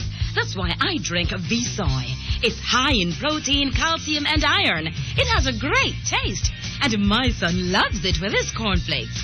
Who knew being healthy could be this satisfying? Thank you, V-Soy Soya Milk. Distributed by Brasco Distributors Limited, 17.5 Q Road, Kingston. Telephone 908-1211. That's 908-1211. V-Soy Soya Milk. Good taste while keeping healthy.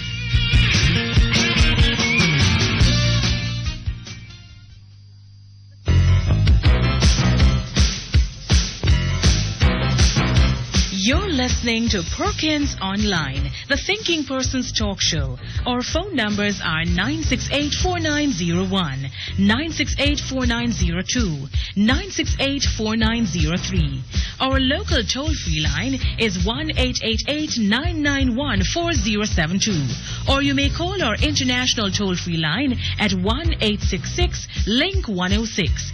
That's 1-866-5465-106. Courtesy of the People's Telecom of Jamaica Limited, providing unbelievably low rates to call the US, Canada, and UK landlines all day, every day.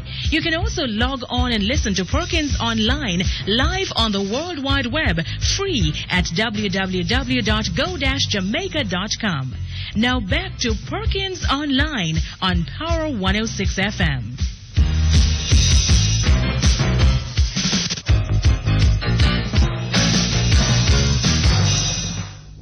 Okay, thank you very much. We're back online. Hello?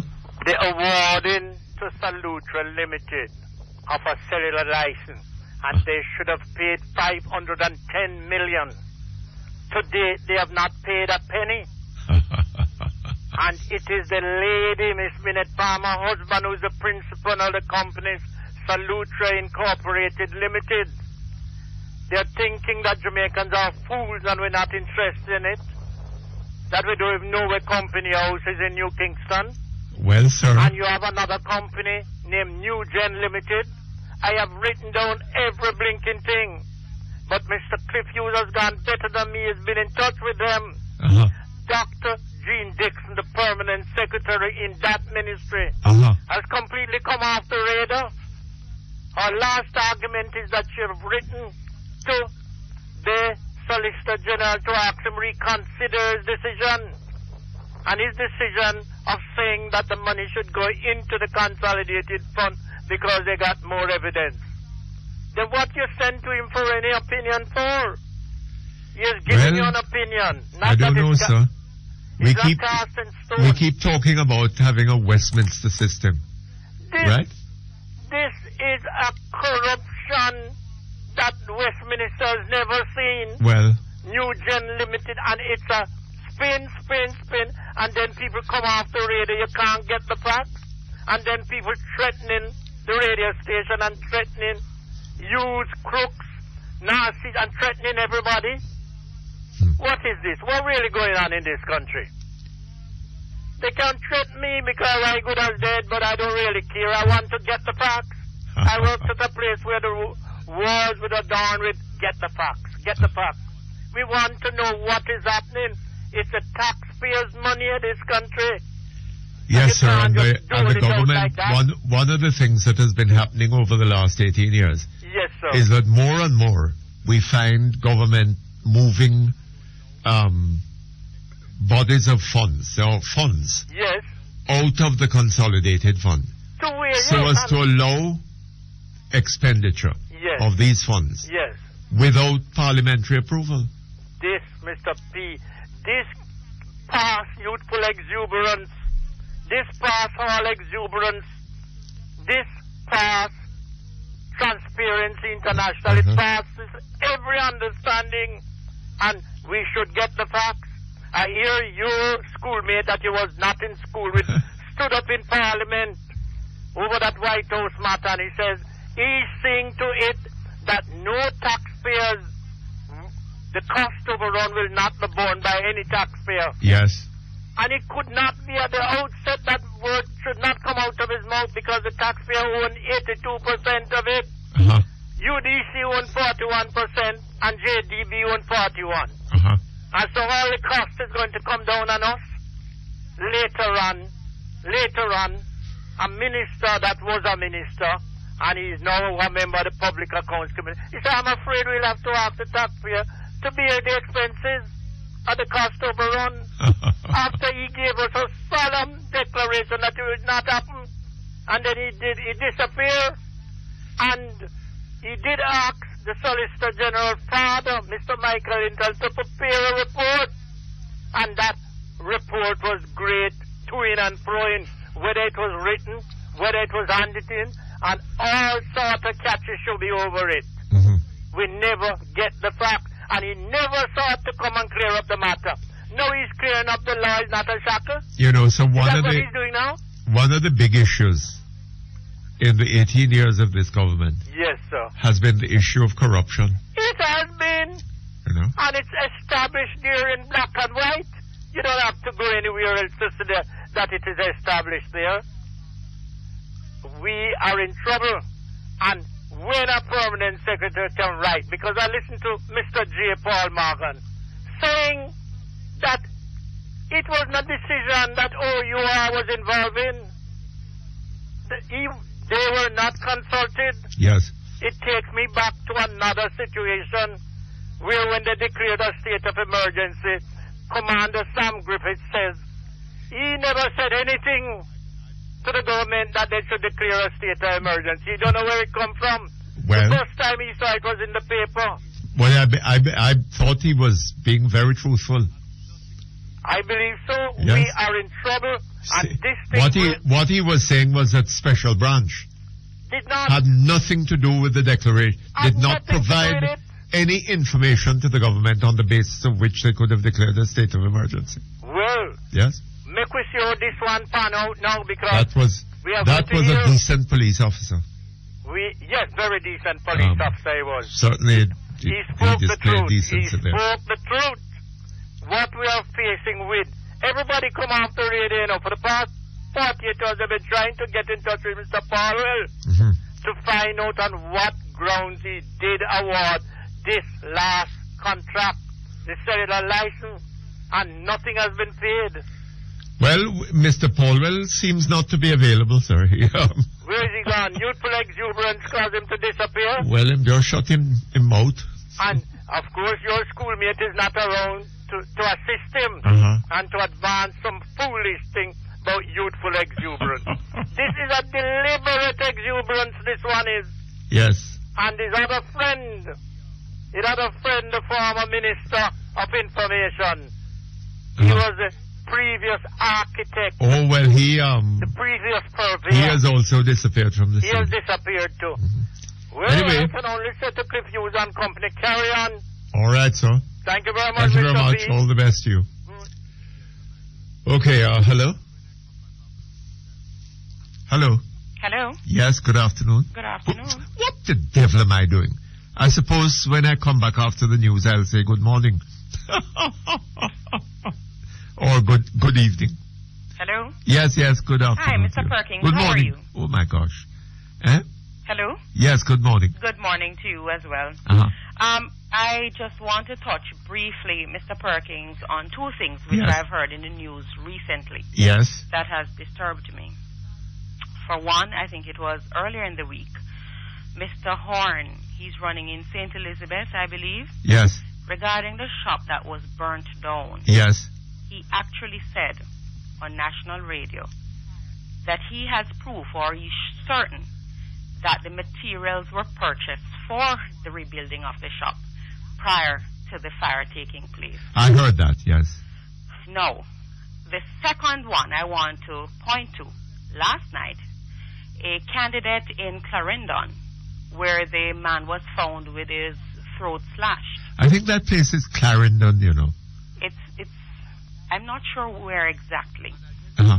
but I believe it was in Clarendon. Uh-huh. He said, he knows that guns are being stockpiled Yes, for the election. and I tell you something. He said it in a context where this man had died with his throat cut. Yes. And we were told on the news that the man had committed suicide. Right, I heard that And this that morning.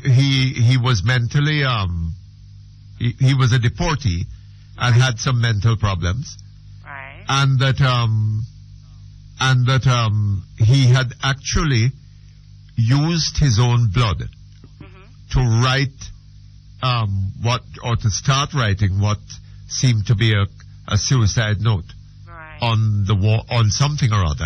I'm not quite sure what, but he only got down about 3 words, right?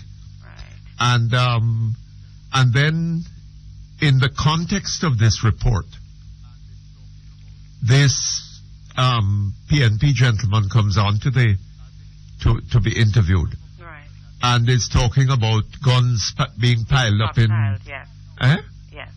as if but the you know, Mr. piling up of Perkins- guns that had something to do with the death of this young man. But you know, they are allowed, and these are persons who are seeking to represent us. And they can make these irresponsible comments Absolutely. without Offering, any consequences. but not only that, I think that TVJ was grossly irresponsible. Was it TVJ? Yes, it I was think it TVJ. was. I saw it on, yes. You saw it on TVJ? I saw it on TVJ. Yes, I think it was. It was grossly irresponsible. This man making that statement, right, without a shred of evidence Right.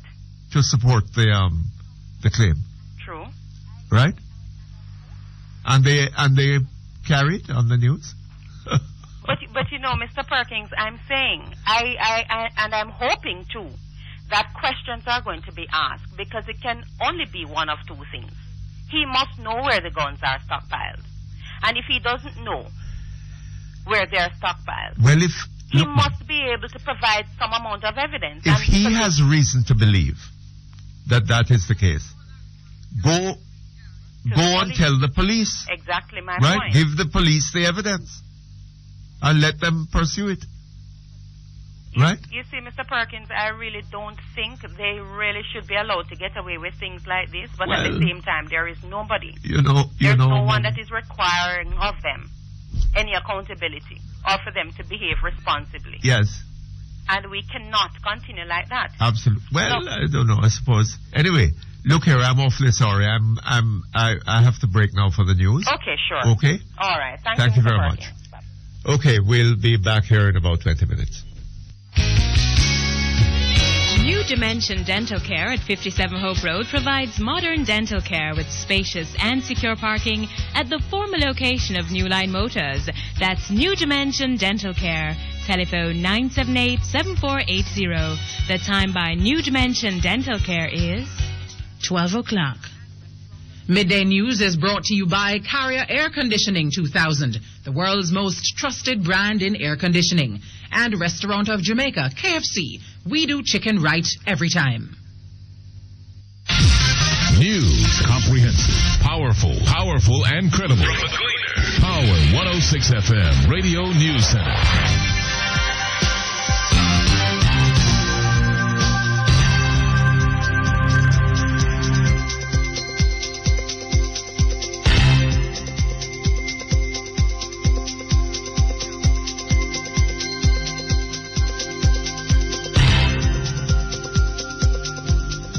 Good afternoon, I'm Stacey Ann Smith with Midday News on Power 106 FM from the Gleaner Power 106 News Center.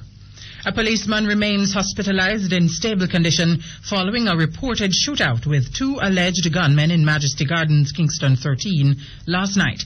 The men were killed reportedly during the shootout. Another policeman who was also involved in the incident has been released from hospital. The police say the 2 alleged gunmen are still unidentified. According to the Constabulary Communication Network, members of a police team were patrolling the Majesty Gardens community about 8:45 when they were fired on by a group of men. The police say the fire was returned and the 2 men were killed. The wounded policemen are from the Hunts Bay Police Station in St. Andrew. Scores of residents of Unity District in Lawrence Tavern, St. Andrew this morning staged a protest to demand piped water in their community. According to the residents, for the past 5 years they have been forced to survive on the occasional trucking of water. Councillor for the Lawrence Tavern Division, John Myers, claims that the community is being victimized because of politics. With a strong JLP division and a West Rural St. Andrew and JLP in Parliament. We're not getting the support. Even the road is the same thing. And the water worse than even the road. Councillor for the Lawrence Tavern Division, John Myers. For the second time in less than a month, thieves have stolen the telephone cables that serve sections of Vineyard Town in St. Andrew. As a result, several businesses and residents are without regular telephone supply. The St. Joseph's Hospital is among the affected companies. Executive Director Fabian Brown says this has happened on more than one occasion. Not only is our phone service out, but of course this now affects and impacts our ability to deal with credit card services, internet facilities, and such the likes. So it has impacted very negatively on our business, our means of communication, but thank goodness we have been able to have access to a fixed cellular line. Executive Director of the St. Joseph's Hospital, Fabian Brown. Patients and other customers are asked to call 578-0441 to reach the hospital's general office. I'll repeat, 578-0441. The Executive Director of Cricket World Cup 2007 is rejecting reports that the Jehovah's Witnesses had to pay millions of dollars to prepare the Trelawney Multi-Purpose Stadium in Florence Hall because the conditions there had deteriorated. Robert Bryan said the stadium was due for maintenance when its operators were approached by the Jehovah's Witnesses seeking permission to use the venue to host their annual convention. According to Mr. Bryan, as part of the rental deal, the Jehovah's Witnesses opted to undertake certain maintenance activities. Mr. Bryan says while the stadium is beneficial to the country, the government might have been short-sighted in some respects in investing in the Cricket World Cup.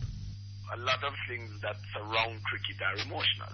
We're excited about the West Indies team. We believed it was our turn.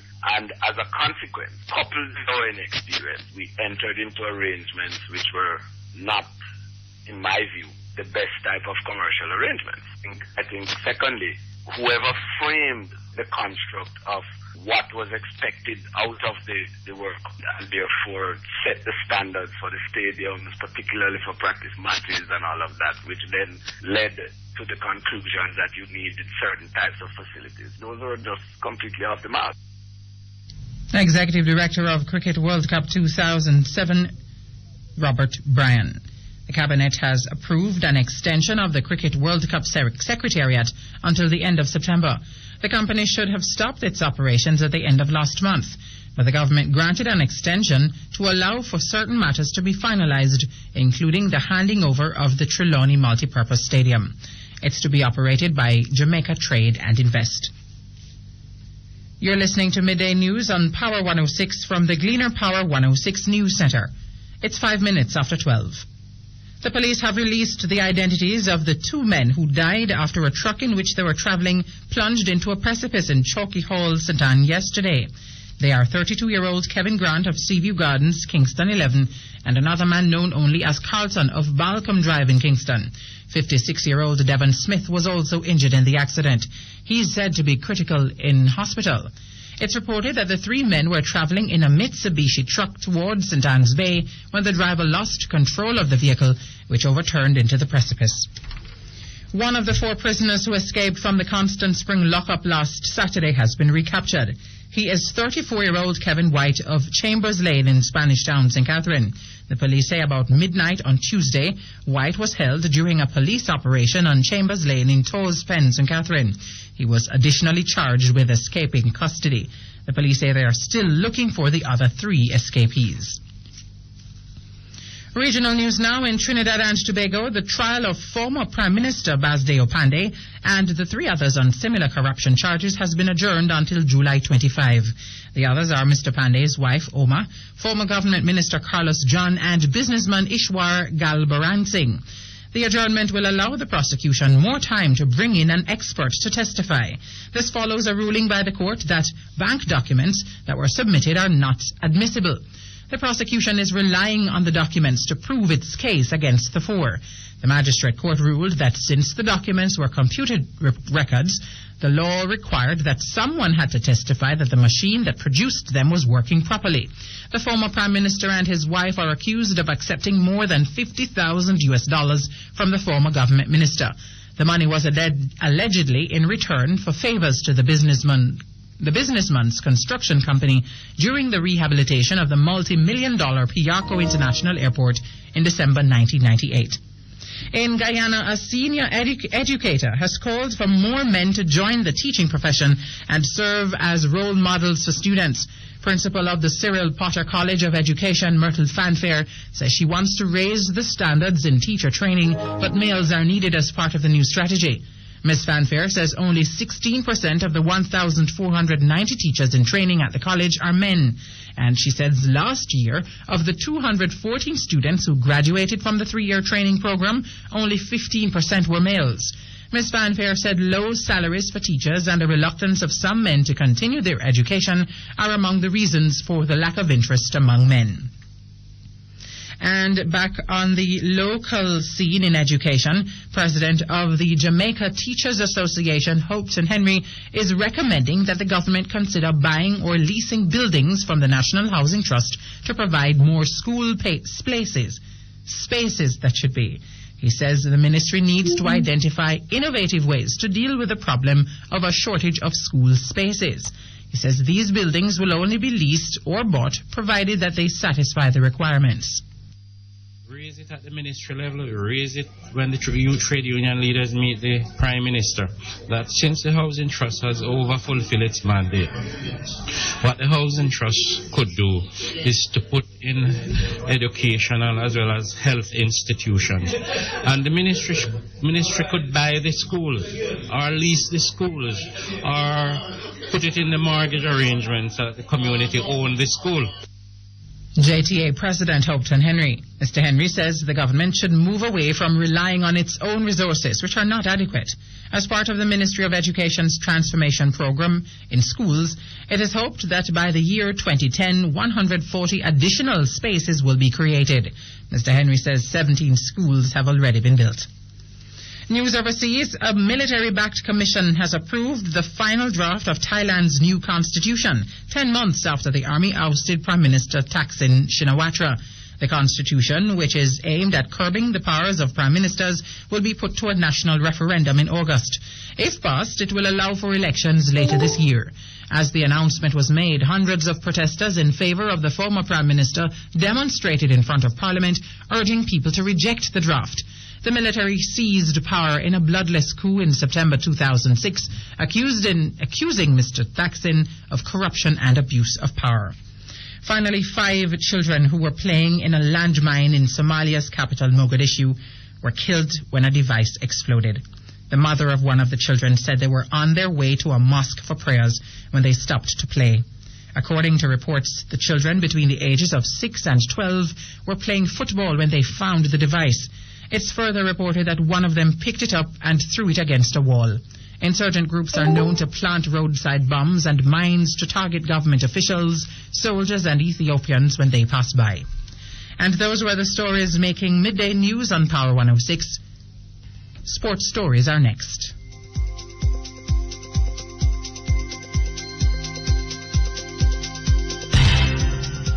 Midday News was brought to you by Carrier Air Conditioning 2000, the world's most trusted brand in air conditioning.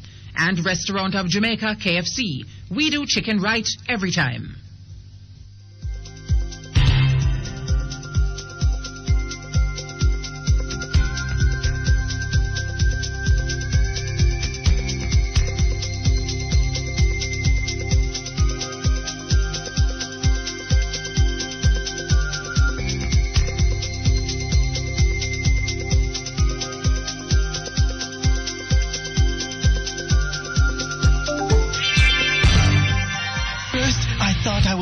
doubles. I thought I was tasting doubles. The size is amazing. The taste is amazing. The double zinger is back, even bigger than before.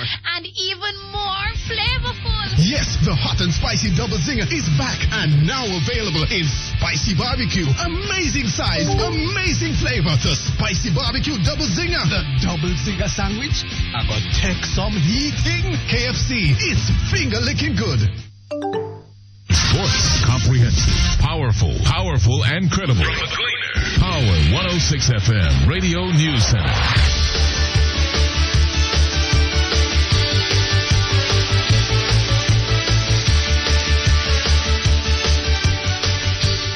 Time now for your midday sports report on Power 106 FM from the Gleaner Power 106 News Center. West Indies are confident star batsman Shivnarine Chandapal will be fit for the one-day series decider against England at Trent Bridge on Saturday. Chandapal, who has passed 50 in each of his 7 test and one-day innings on tour, has injured his right ankle. He scored 160 not out in West Indies' 61-run victory in the second one-day at Edgbaston on Wednesday. West Indies coach David Moore says the team is very hopeful Shiv will play. Moore says the physics have worked. That should be the physiotherapists have worked very hard on Chandapal's injury over the last couple of days. With damp conditions likely to suit seam bowling in Nottingham, England may leave out spinner Monty Panesar. The series is locked 1-1. Jamaica table tennis teams had mixed results during yesterday's opening day of the 2007 Caribbean Championship in Trinidad and Tobago. The men's team outclassed French Guyana 3-0, while the women's team was beaten 3-1 by Puerto Rico. Yvonne Foster won the only game for Jamaica. The men's team is drawn in Group 1 with defending champions Puerto Rico, Venezuela, French Guyana and St. Lucia. The women are playing alongside Trinidad and Tobago, Puerto Rico, Guyana, French Guyana, Venezuela and Barbados. Jamaica's senior table tennis player Kane Watson departed this morning for a 6-week training stint in China. Watson will be based at the Western China Training Center in Chengdu, where he will receive high-level training. The former Kingston College player is currently a second-year student at the University of Technology.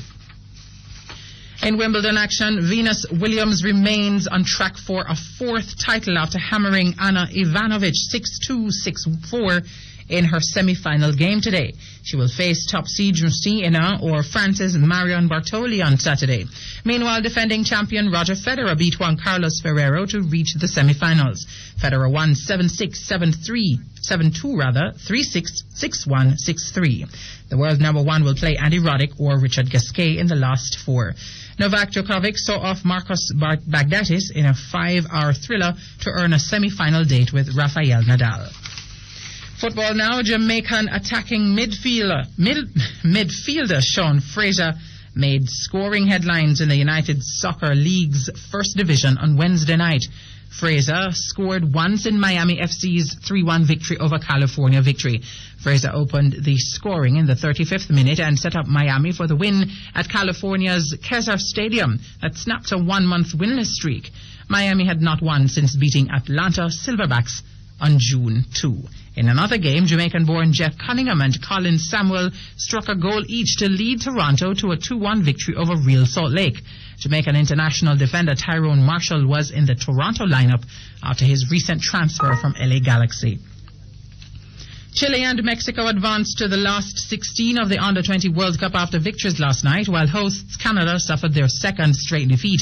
Chile gained the upper hand against Congo when the African side had defender Yan Combo sent off in the 22nd minute.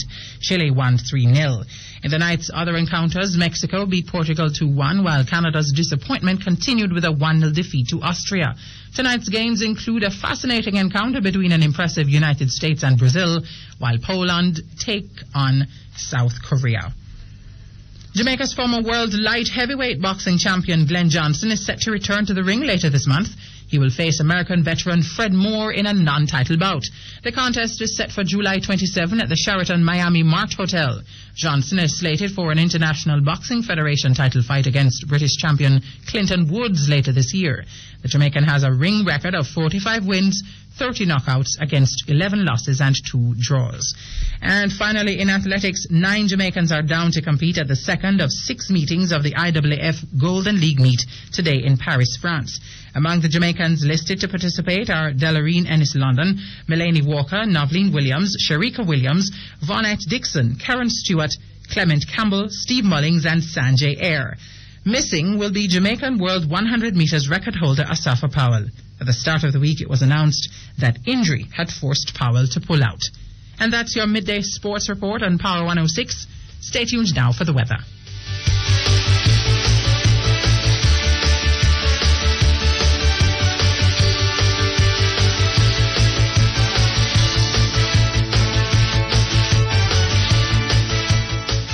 The Gleaner Power 106 FM weather at noon is brought to you by Carvis Souvenir Discount Center and Craft Village, Twin Gates Plaza. Be Jamaican, buy Jamaican, and Carvis Discount Center, Twin Gates Plaza, Constant Spring Road. So much more for less.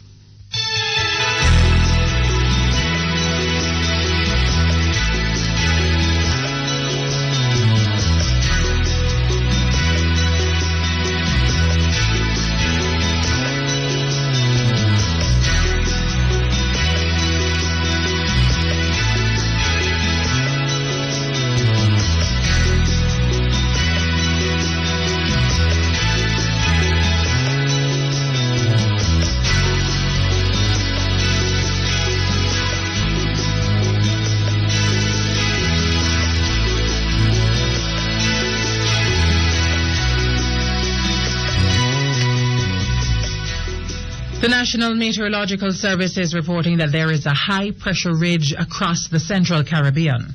On the local weather scene, this afternoon will be windy with isolated thunderstorms. Tonight should be mainly fair. And the maximum temperature expected in Kingston and Montego Bay this afternoon is 33 degrees Celsius or 92 degrees Fahrenheit. And in our 3-day outlook, Saturday morning will be sunny. The afternoon will be windy with isolated thunderstorms. Sunday should also be mainly sunny and windy. And Monday morning should be mainly sunny and look for windy conditions with scattered thunderstorms Monday afternoon. And that's your midday weather report from the Gleaner Power 106 News Center.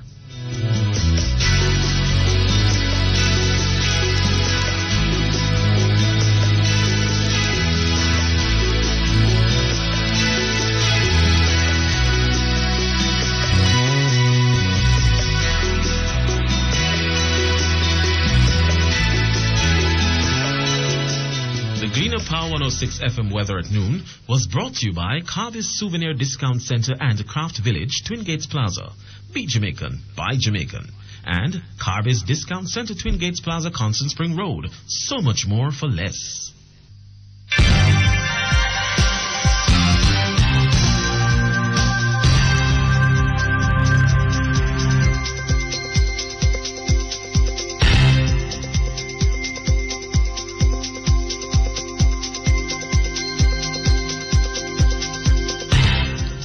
And now to end midday news on Power 106, a recap of the main stories.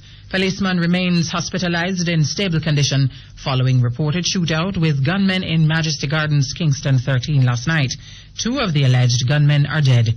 Cricket World Cup 2007 rejects reports that Jehovah's Witnesses had to pay millions of dollars to prepare the Trelawney Multipurpose Stadium in Florence Hall because the conditions there had deteriorated. The witnesses are now holding a convention at the stadium. Residents of Unity District in Lawrence Tavern, St. Andrews stage a protest to demand piped water in their community. Jamaica Teachers Association president recommends that the government buy or lease buildings from the National Housing Trust to provide more school spaces. Overseas, 5 children who were playing in a landmine in Somalia's capital, Mogadishu, killed when a device exploded. And in sports, West Indies batsman Shivnarine Chandapal recovering from an ankle injury in time for tomorrow's one-day series decider against England, or at least the team is hoping he will recover. And that's midday news, sports and weather on Power 106 FM. Your next newscast will be headline news at 3 o'clock. From the Gleaner Power 106 News Center, I'm Stacey Ann Smith.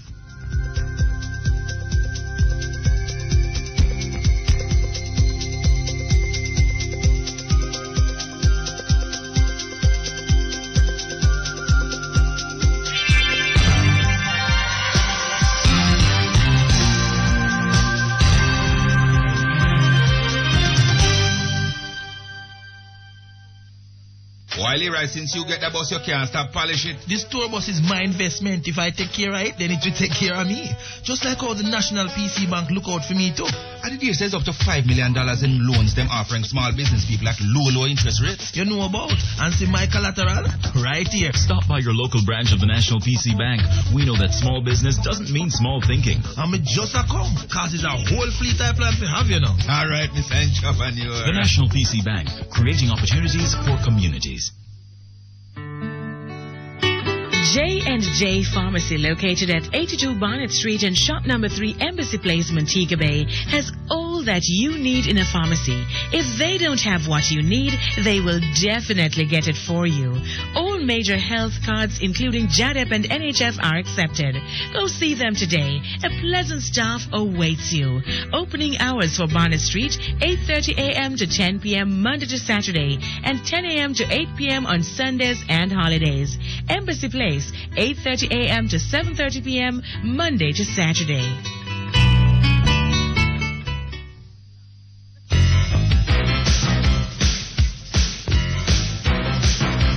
You're listening to Perkins Online, the Thinking Person's Talk Show. Our phone numbers are 968-4901, 968-4902, 968-4903. Our local toll-free line is 1-888-991-4072. Or you may call our international toll-free line at 1-866-LINK-106. That's 1-866-5465-106. Courtesy of the People's Telecom of Jamaica Limited, providing unbelievably low rates to call the US, Canada, and UK landlines all day, every day. You can also log on and listen to Perkins Online live on the World Wide Web, free at www.go-jamaica.com. Now back to Perkins Online on Power 106 FM.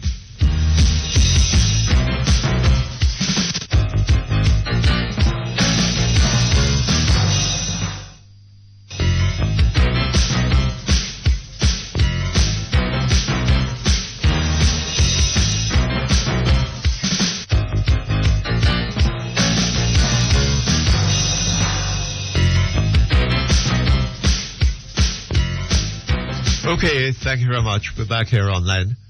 And we go back to the phones. Hello? Good afternoon, Mr. Perkins. Good afternoon to you, sir. How are you? Eh? How are you? Not too bad. How are you? Long time haven't spoken to you. Yes, indeed. Why have you treated me so? Oh. I'm amazed that you confess it. Pardon? I say I'm amazed that you're so willing to confess it. Well, I like to stick to the truth, you know, but I'm not talking about religion today. Uh-huh. There are two matters I'd like to mention, but before I get to those, I'd like to comment on your discussion with those two schoolgirls. Yes. It seems to me that this newfangled practice of seeking to categorize young children according to whether they learn better by feeling. I don't know, it sounds a little odd to me. Yeah, they claim that some students learn better by feeling and doing, and others by seeing and hearing. Yes. But the normal human being learns by all four processes. I should have thought so. So this notion of seeking to limit any person. I don't really understand it. But then, again, another thing that I'm curious about. Why is it that so many students are leaving school unable to read? I mean, that never happened when I was a boy. I don't know of any cases. It certainly didn't happen when I used to go to school. Yes. I went to 2 elementary schools in Jamaica. And I don't know, I've never heard at any time that I was at either of them of any child there being illiterate. And after 5 years in school, after 2 years in school. Not even after one. So it's a matter of one thing is fallacy of this mass production that was imposed on the primary schools Yes. at one time. And again, this notion of introducing word recognition. Word recognition, yes. So, word recognition is a process you use for speed reading after you have learned the basics. Yes. Because if you come upon a strange word that you have never seen before, you have to go back to the basics to figure out what it is. So Yeah, that you can do absolutely, it next yes. time. Yes. So I try to start with word recognition. They're heading for trouble. I don't know. I mean, I know of people who never went beyond the elementary school, right? And if you see them today, if you meet them today, you would never think. I mean, they can read and they have read and they have expanded their education. Great. And I contend that all this focus upon, and I remember having a conversation with I don't want to mention the name of the person, but we agreed on this, that what you really need in Jamaica is a good primary and pre-primary education system. Get the children literate, right? Supplement it with a good library system so that they can, and encourage a culture. Instead of encouraging a culture of dancehall, encourage a culture of reading, right? Great. And these children know that anything that they want to know is in a book somewhere in the library, right? And all they have to do is go down to the library, get a few books, read, right? And keep on doing that, and they will be improving themselves. Yeah.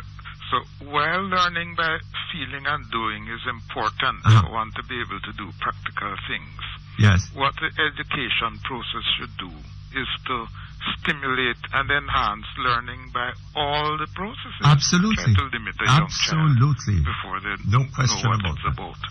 So I don't know what this exam to find out who is capable of learning which way is about.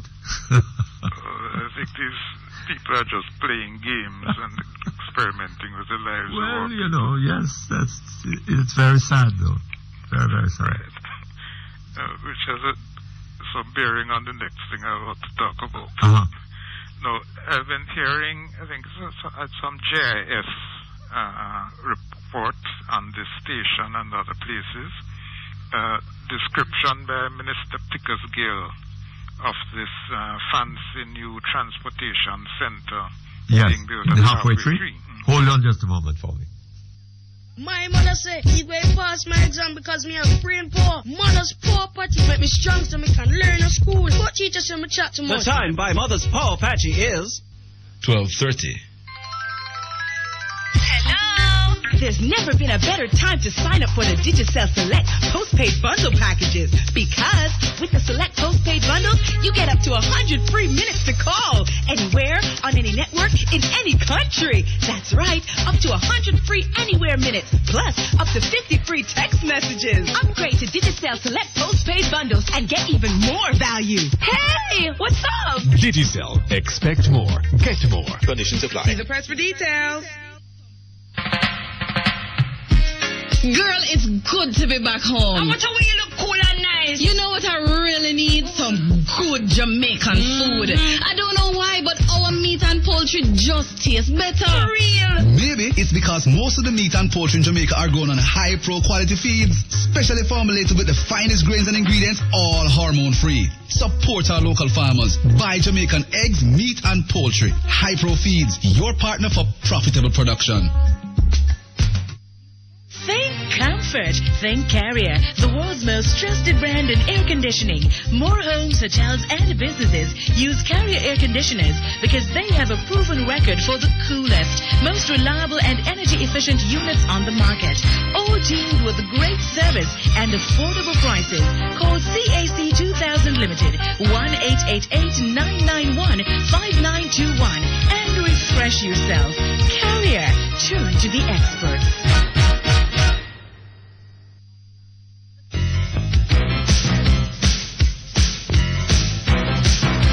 You're listening to Perkins Online, the Thinking Person's Talk Show. Our phone numbers are 968-4901, 968-4902, 968-4903.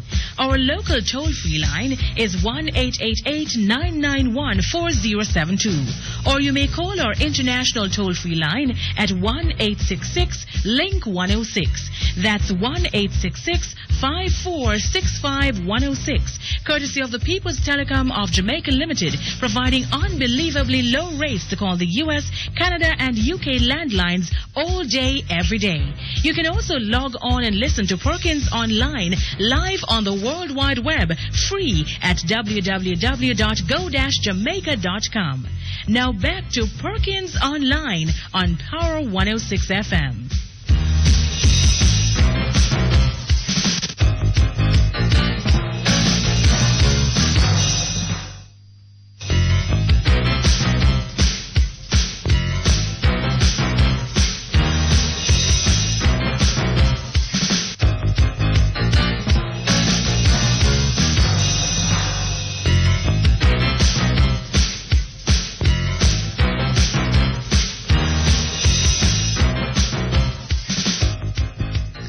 Okay, thank you very much. We're back here online. Hello? As I was saying about this transportation center. Yes.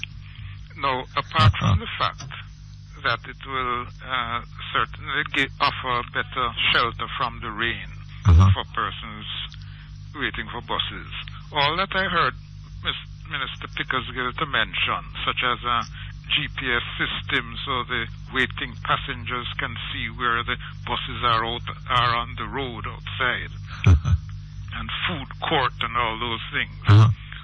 These only amount to toys for the management to play with. Yes. And do not help the passenger in what he wants, which is a bus there for him to get out of the place. Well, let me ask you something. Spend the day. What about the people who are going to be standing at bus stops on Hagley Park Road, Mullines Road, Old Hope Road, Hope Road, etc., etc., etc.? They're not helped one bit. They're not going to have any shelter from the rain. I tell you something, sir. I strongly suspect. Do you drive through Halfway Tree in the mornings to get to work or something? Well, I'm familiar with the place. Oh, you don't? No, you don't have to? I used to drive in the past, but I've been forced to give up driving. Oh, I see. Recently. No, well, do you travel through Halfway Tree to get to where you're going? Yeah, I'm quite familiar with that. Well, I think you better try and find some alternative, I know exactly what you're talking about. I think you better start thinking about that, you see? But regarding the transportation center, no, the first mistake the planners made is that they... The planners? What planners? Good question. But they had an excellent opportunity to move the Mandela Park to the Odeon site and put the center at its natural location, which is where the Mandela Park, where the main activity is right now. That is a place that is most easily reached by those who want to get a bus. So frankly, I wonder whether any such thing should have been in Halfway Tree. Well, we do need maybe we need a rationalizing of the movement of the buses there. Maybe we do. But to put something like that in Halfway Tree, to me, it seems that what you're going to end up with is congestion. Yeah, the thing is, it's at the wrong place. If it was at this Mandela Park site, and that was developed... Even there. Pardon? Even there. No. The simple thing is that there is no way of avoiding the buses going through that halfway tree intersection. You can't of course avoid not. But the thing is this, that I don't know. Are there going to be more buses coming to this center than would ordinarily be going through Halfway Tree? I haven't heard any mention of that. Oh. But if we're hoping to change from private cars to public transport, then one would expect a an increase in the bus traffic. But a fundamental requirement of the people deciding to use the public transport instead of private cars is to be able to get to and from the bus with a minimum of inconvenience and with a maximum that is of quite ease. true. So to move the bus center from the Mandela site to the Odeon site makes for a longer trek by most of the people wanting to use it. Yes. Through sun and rain. And I think they're going to be surprised to start having police to harass the robot operators who are now going to continue to use the Mandela Park. Because that's where 3/4 of the people will reach before they reach to Odeon. Yes. Anyway. So, you know... We shall see what we shall wonder see. what these people use for grey matter who presume to plan our affairs. Other thing I wanted to mention. Yes. In our present political discourse, I'm hearing, it seems to me that particularly, first of all, the PNP has been trying to dictate to the JLP how they should conduct their electioneering. That is, first of all, and how the JLP should make advertisements, notwithstanding the fact that the PNP in the past 3 or 4 elections used to do exactly what the G2K have been doing with the splicing of sound bites. Yes. And also in trying to dictate how Mr. Golding should choose his examples of charisma. But the PNP, I've been hearing some trying to deny that they've been promoting their president, the present prime minister, on a basis of her having charisma. So I wonder how they're going to seek to... Well, I think the word charisma has become a bit of a bad word. Right? I don't think you'll be hearing about anybody having charisma. Again, about to say, I'm wondering how they're going to... What you're hearing about now is the Porsche factor. Right? But the thing is, there are some excellent examples of charisma in the world. I won't mention them, but such can be found. But well, except that that Mr. Golding did make a very valuable point when he suggested that you know, if a woman has a couple of children and she can't find the food to feed them or the money to look about their schooling, giving her a pound of charisma isn't going to help. But the thing or for that matter, a ton of charisma. Right. But the thing I'm wanting to get at, you can't expect Mr. Golding to choose examples that will make his opponent look good. Well, he will choose examples that support his argument. I don't know, but the fact of the matter is that Hitler was charismatic. Yeah. You know, he began his political career with by pouring the charisma over the German people and getting them to vote him as chancellor into the chancellorship. So that's the example that serves Mr. Golding's argument. Yes. So how they come calling on him to use some other example? But I don't know.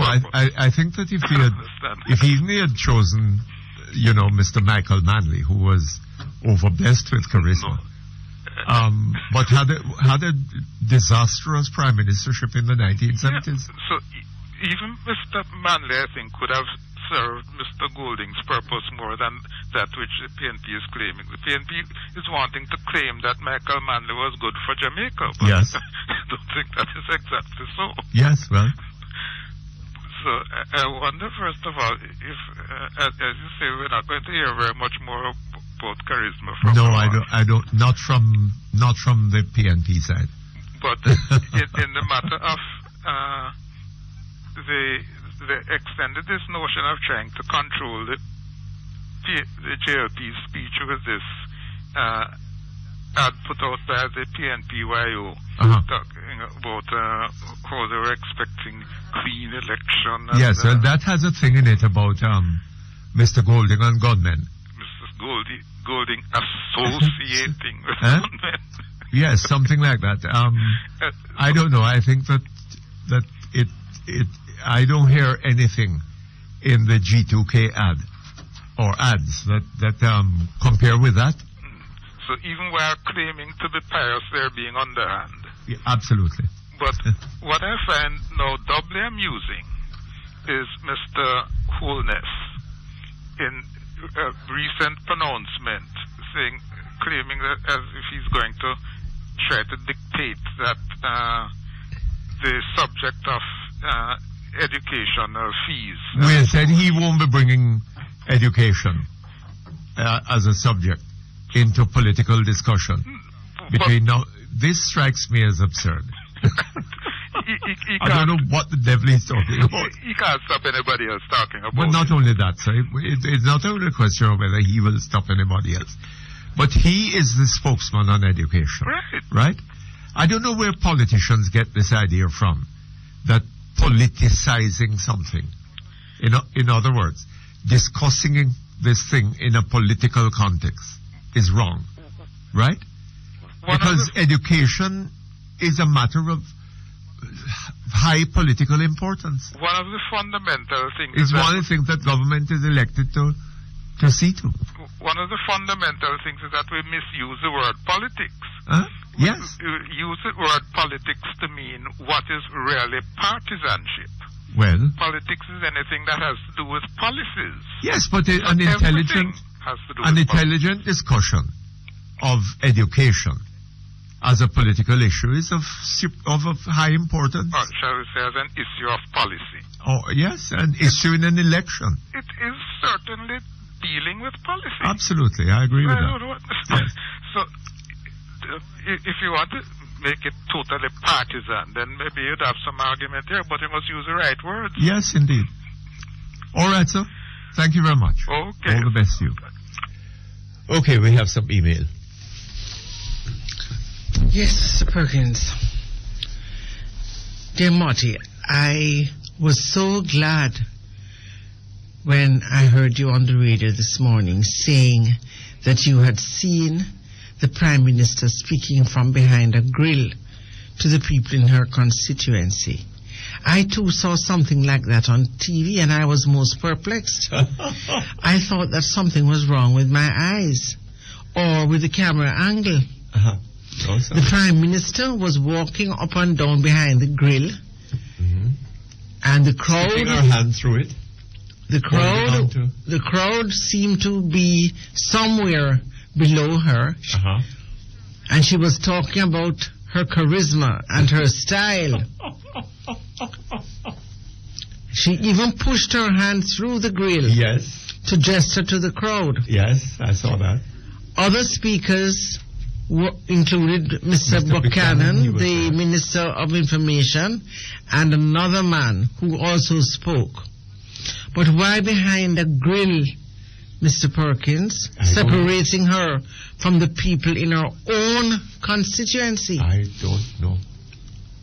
I haven't heard anything about it on any other radio program since morning, and I'm wondering if there is a reason for her speaking from that position, which the public is not aware of. I don't know. Maybe they're going to build a grill in Halfway Tree. Hold on just a moment for me. Will you be applying for an NHT loan to buy or build your house? If so, you can now get more to borrow and at lower interest rates too. Qualified single applicants can get up to $3.5 million. The time by the National Housing Trust NHT is 12:45. Hey, Red! Rodeo is a-coming. Rodeo. The premium energy drink. Distributed by Brosco Distributors Limited, 17.5 Q Road.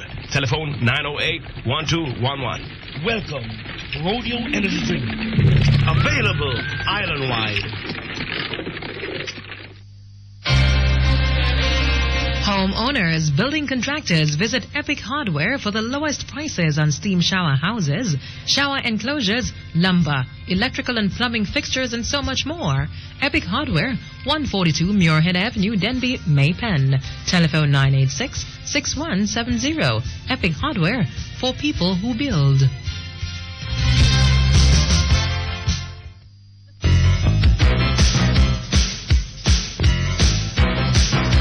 You're listening to Perkins Online, the Thinking Person's talk show. Our phone numbers are 968-4901, 968-4902, 968-4903. Our local toll-free line is 1-888-991-4072. Or you may call our international toll-free line at 1-866-LINK-106. That's 1-866-5465-106. Courtesy of the People's Telecom of Jamaica Limited, providing unbelievably low rates to call the U.S., Canada, and UK landlines all day, every day. You can also log on and listen to Perkins Online live on the World Wide Web, free at www.go-jamaica.com. Now back to Perkins Online on Power 106 FM.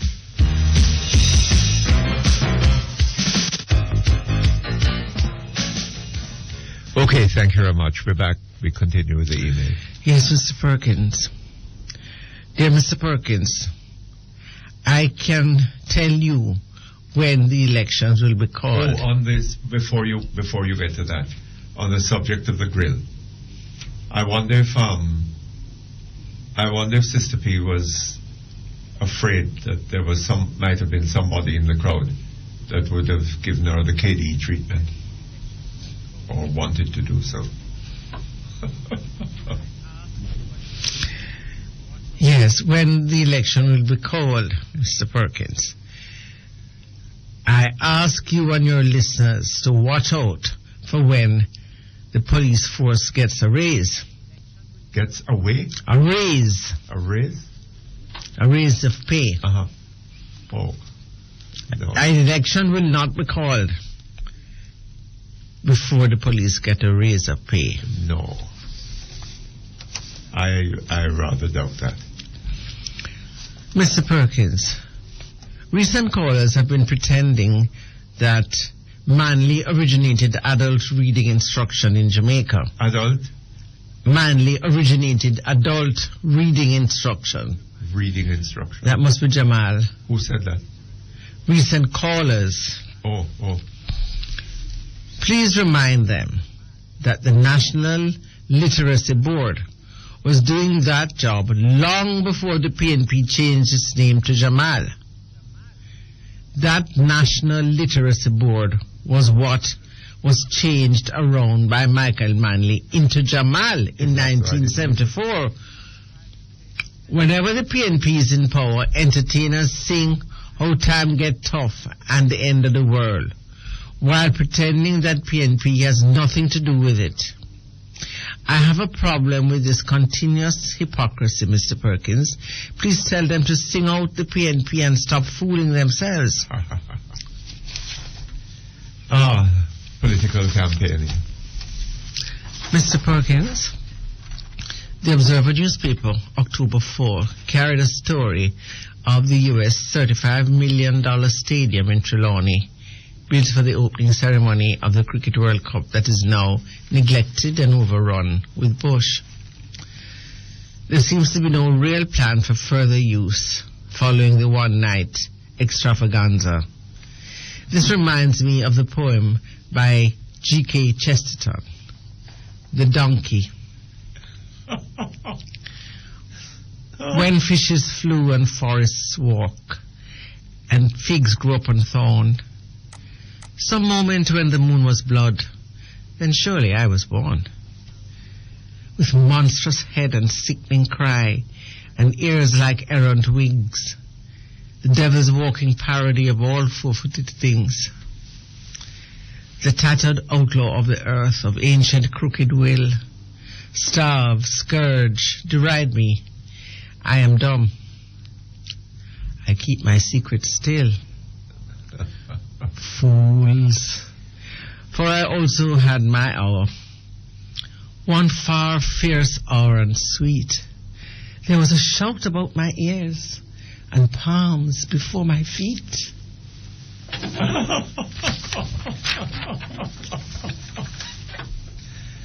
I wonder who said that one to us. I don't know, but I think it is describing the entrance into Jerusalem. Yes. Mm-hmm. Mr. Perkins, is there a breach of any law for using taxpayers' money to do these personal ads? If so, what action can be taken? Listening for your answer. Well, it would seem to me, sir, that it has to be a breach of law. I don't think that, I don't know that Parliament has voted money to Mr. Paulwell's ministry, for example, to be used in doing something like this, which plainly has to do with electioneering. It would seem. I don't see how any other conclusion could be arrived at. And I don't know that public money is granted for that. This has to be a misuse of public funds.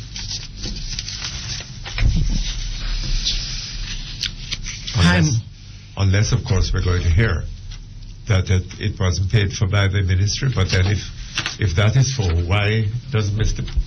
Paulwell come out and tell us? Hi, Mutty.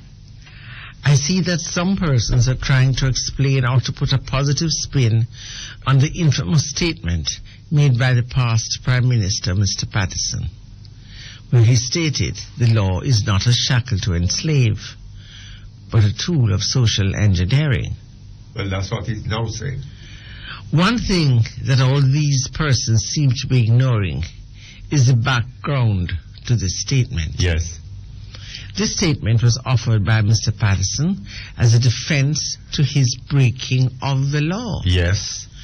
This man broke the law by granting a public holiday after Jamaica won a football match against Mexico and consequently qualified for the 1998 World Cup. In his exuberance at the time, he totally ignored the law and unilaterally declared a public holiday, which was extremely reckless considering that he's a lawyer himself and a QC at that. This action by Mr. Patterson caused much dislocation, especially in the business sector, and many persons who had appointments to transact business, especially at government agencies, were severely inconvenienced. Why is it that these persons ignore this fact? There has been a steady breakdown of law and order in all quarters of public life since the leader of the country made the most irresponsible statement. And to think that he himself was at one time championing the need for a return to proper values and attitudes. What a joke. Let all those persons who are seeking to defend or explain this position think again and contemplate their careless quest. Yes, I've always thought that if Mr. Patterson had gone to Parliament and said, I'm sorry, I did something wrong here, but I didn't realize at the time that was what the law required. I'm sure that we would by now have forgotten about all of it. Much as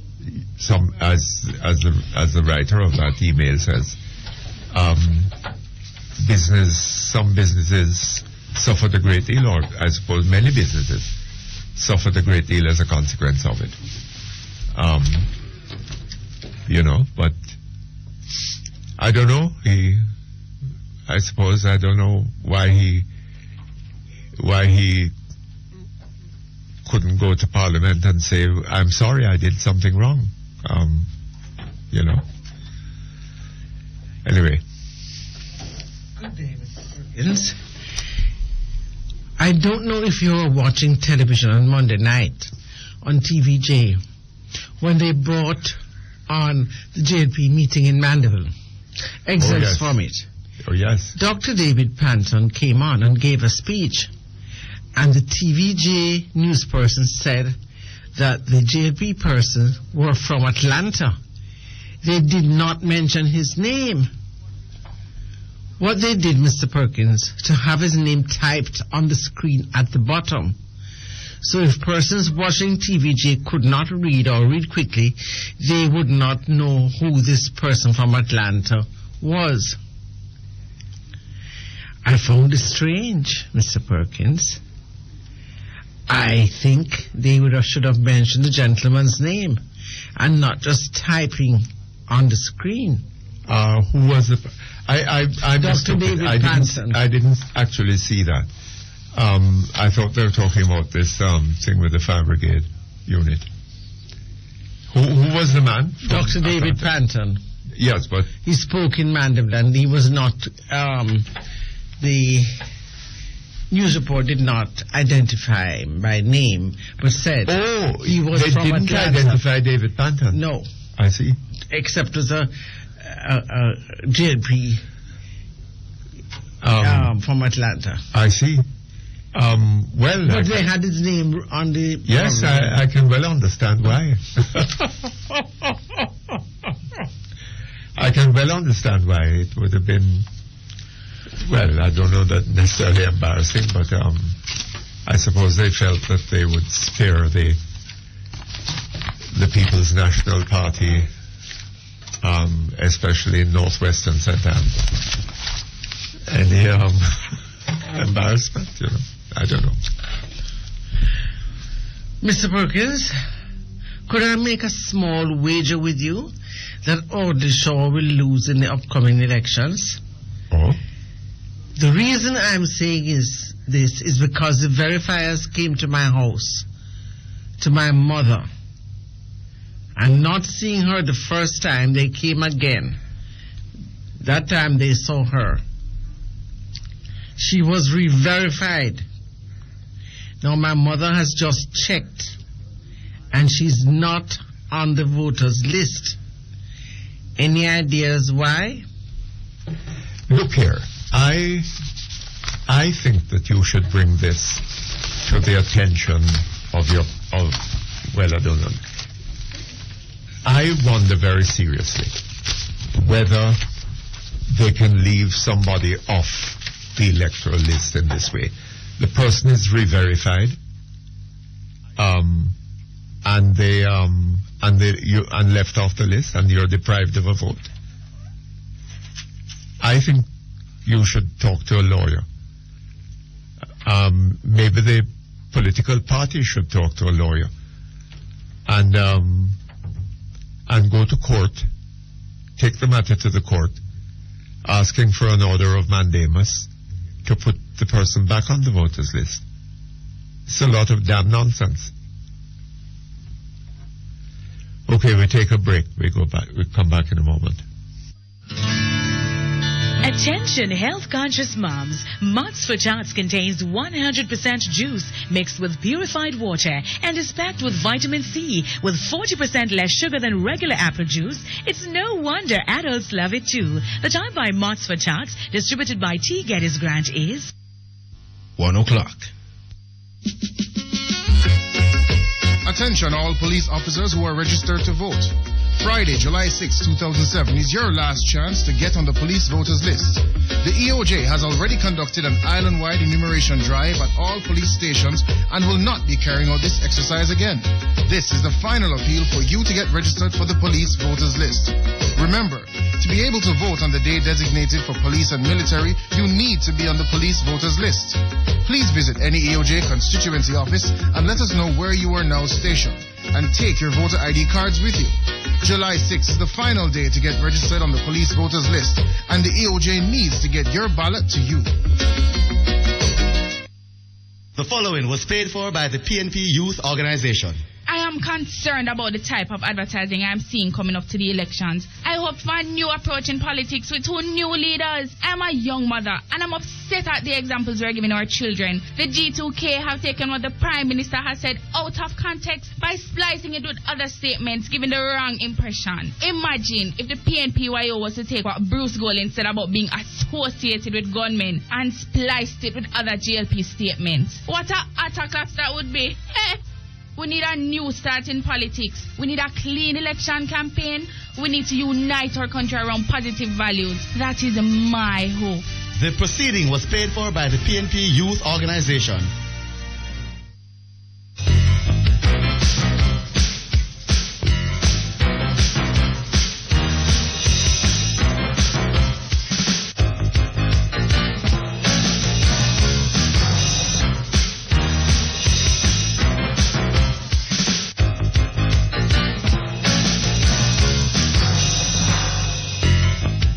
Okay, thank you very much. We're back online. Hello? Hello? Hello? Hello. Yes, good afternoon. Good afternoon. I'm calling from Mr. Perkins. Yes, I'm Perkins. Okay. Yes, Mr. Perkins. I'm a mother. You're a mother? Yes. Uh-huh. You know, I've lost my son by the hands of the police. I beg your pardon? I've lost my son by the hands of the police. You're Murder. Oh, God. And I don't know, Mr. Perkins, what kind of really... You have good policemen in the force, but I don't know what... Some of them are really blood-sucking. When did this happen? It's about 4 or 5 days ago. 5 years? Fridays, 4 or 5 4 days Fridays ago? Yes. Since I've seen my son. Uh-huh. And every day I'm looking for... Would you have a radio going there? Would you turn it down? Okay. Yes, Mr. Perkins. Yes, you say 4 Fridays ago. Yes. Uh-huh. What happened? Yes, my son was at a little get-together in Kentire. It's a place where they play sound system like every Friday. Uh-huh. Just a little music. Uh-huh. In the community. And my son went out to Papine to get like some food to eat, and while passing by, he stopped by for a moment listening to the music. It was at sometime 12 o'clock Friday night, going into Saturday morning.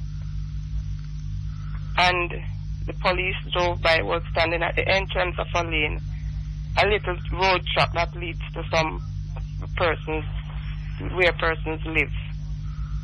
And he was standing at the entrance. The police drove by. I don't know if he had saw them, but he turned on into the lane and they just jumped out of the car, rushed down on him, tell him to go down, search him first. They don't find anything on him because people hear what was going on from in the house. There were people there?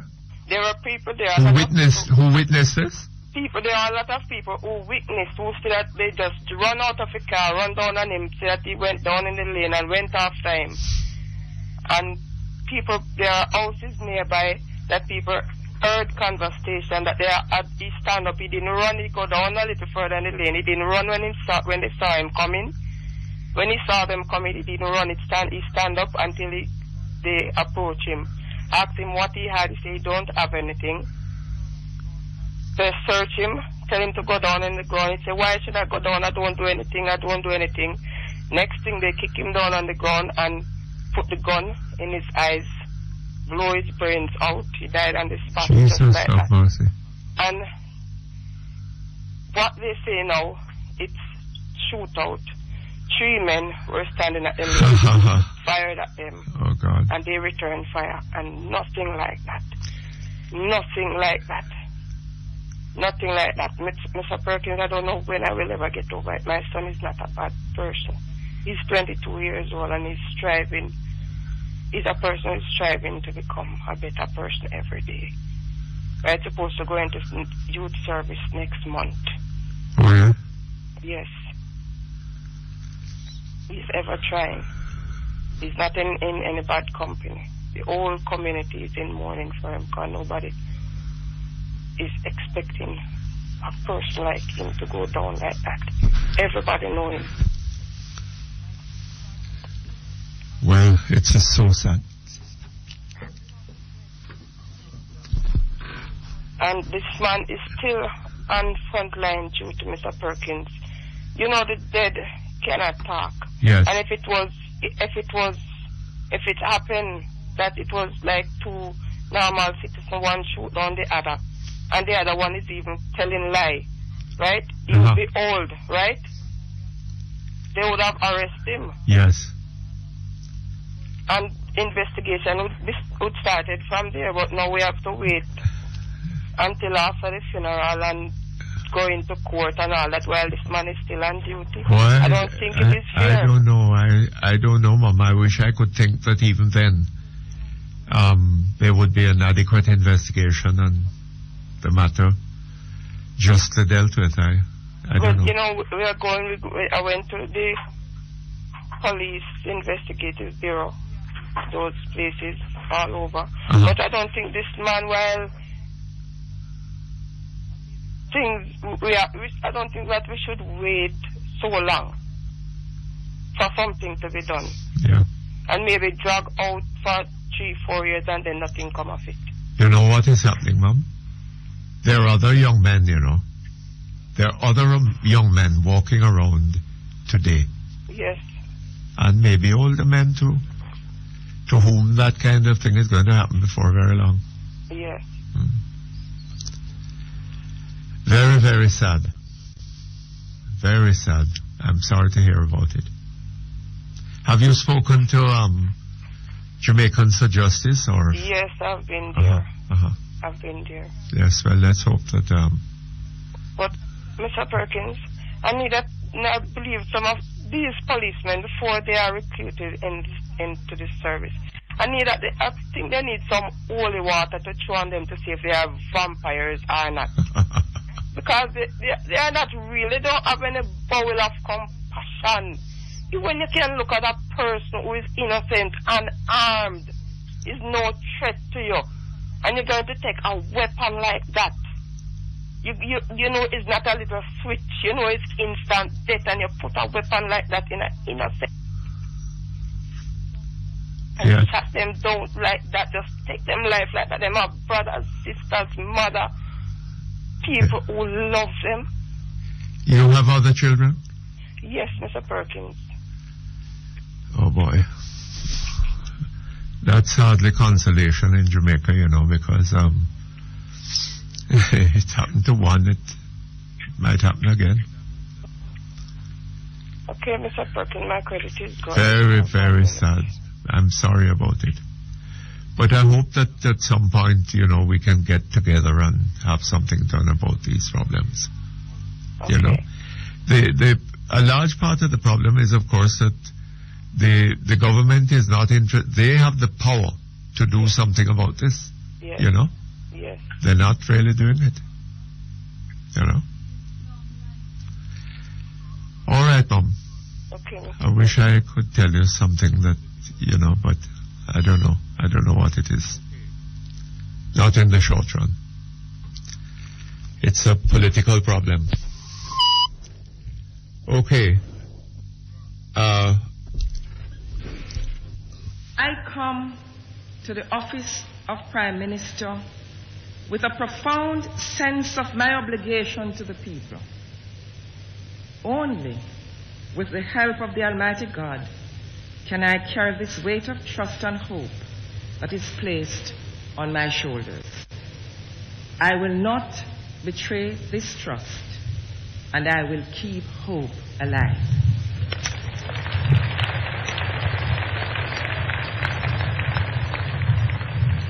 All across Jamaica, there's this hope, this positive expectancy, this hunger to believe that a new day is dawning. You can almost touch it. It is not an expectation that any one individual can fulfill, but together we can make it.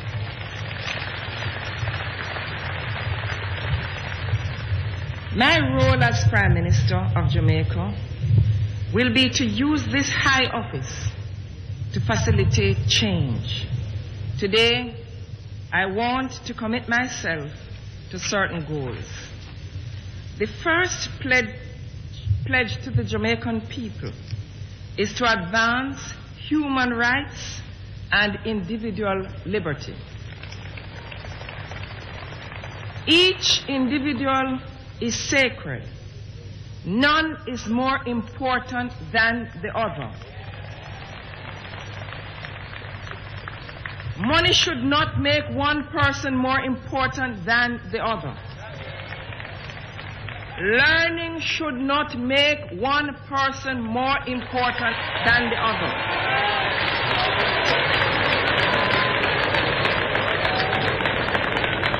Nor should class, color, or gender. We are all equal in the sight of God. Oh boy. I wonder what happened to that promise.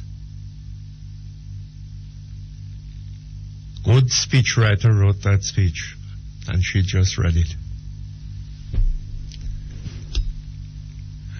If she had really taken it serious, that youngster might have been alive today. Hello? Hello? Yes, good afternoon. Good afternoon, Mr. Perkins. Uh-huh. I'm calling from Brooklyn, New York. Yes. Welcome. How are things there? Well, it's a bit hot now, you know what I mean? We're gonna have a heat wave soon. You're going to have a heat wave? Yeah, between now and about Monday next week. The temperature will be up between 90 to 100. 90 to 100? So you have to just get the air conditioner out. Oh boy, you're lucky you're not in Jamaica. Well, I just heard the call a while ago, which talking about her son being killed in Kentire. I was living in Tavern. Yes.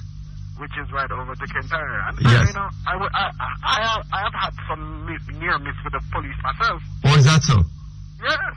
I mean, when they drive down in these ghetto areas, Mr. Perkins, then I ask question, you know, they just come out with gun blazing. Yeah. You understand? And who's ever dead, then you hear the story. If nobody not dead, then you know, hear nothing. Uh-huh. That's how they operate in these ghetto areas. But you see, Mr. Perkins, you said to the lady that the government must be held accountable. Yes, the government must be held accountable. You know who must hold the government accountable? We. Like she. Yes, but she's not doing it. Right now, if you ask her to hold the Prime Minister to that recording where you just make, should I tell her that she's not involved in a politics? No, I tell you something. That woman the is mental slavery that we are them under. Well, that woman is now suffering the pangs of grief, sir. Right? Mr. Perkins, several people suffer that pangs of grief before her, and she know it, and she hears it on television. No, but don't drive it. Look here, she is now suffering the pangs of grief. I agree. There are others of us, right? Who's going to suffer? There are others of us who are going to suffer, right? And we are not looking at that woman's problems as she perhaps did not look at the problems of others, right? Beautiful. And we are not saying, look here, we have to do something about this, right? We have to hold the government to its responsibility, right? We're not doing that. And we are paying the consequences of it. I agree with you in that sense. I'm going to give you a quick story. I'll give you a quick story. Yes. Last week, Wednesday. Hold on just a moment. Quality, affordable gypsum board, green board, Duroc board, steel stud, and more. Value for your money. Available at All Island Gypsum Distributors Limited. The time for the #1 construction supply store, All Island Gypsum Distributors Limited, 960-7381 is 1:15. We should always be able to communicate with the important people in our lives no matter where they are. Now for only $750 per stacks a month, only $25 a day, Freedom Wireless, the new mobile calling plan from People's Telecom, gives us a real choice. Call US, Canada and landlines in the UK, plus other Freedom Wireless users and talk all you want. Emancipate yourself. No talk to you when I get credit. No please call me. With Freedom Wireless, I can talk to you right now. Call our office today, 659-0101. Offer expires August 20, 2007. Powered by ODJ. When it's about tea you're thinking, then you know just what it means.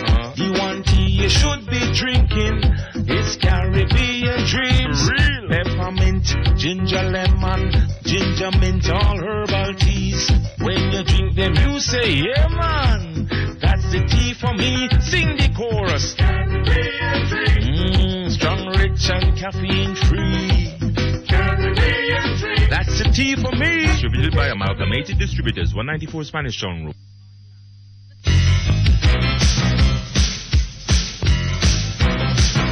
You're listening to Perkins Online, the Thinking Person's Talk Show. Our phone numbers are 968-4901, 968-4902, 968-4903. Our local toll-free line is 1-888-991-4072. Or you may call our international toll-free line at 1-866-LINK-106.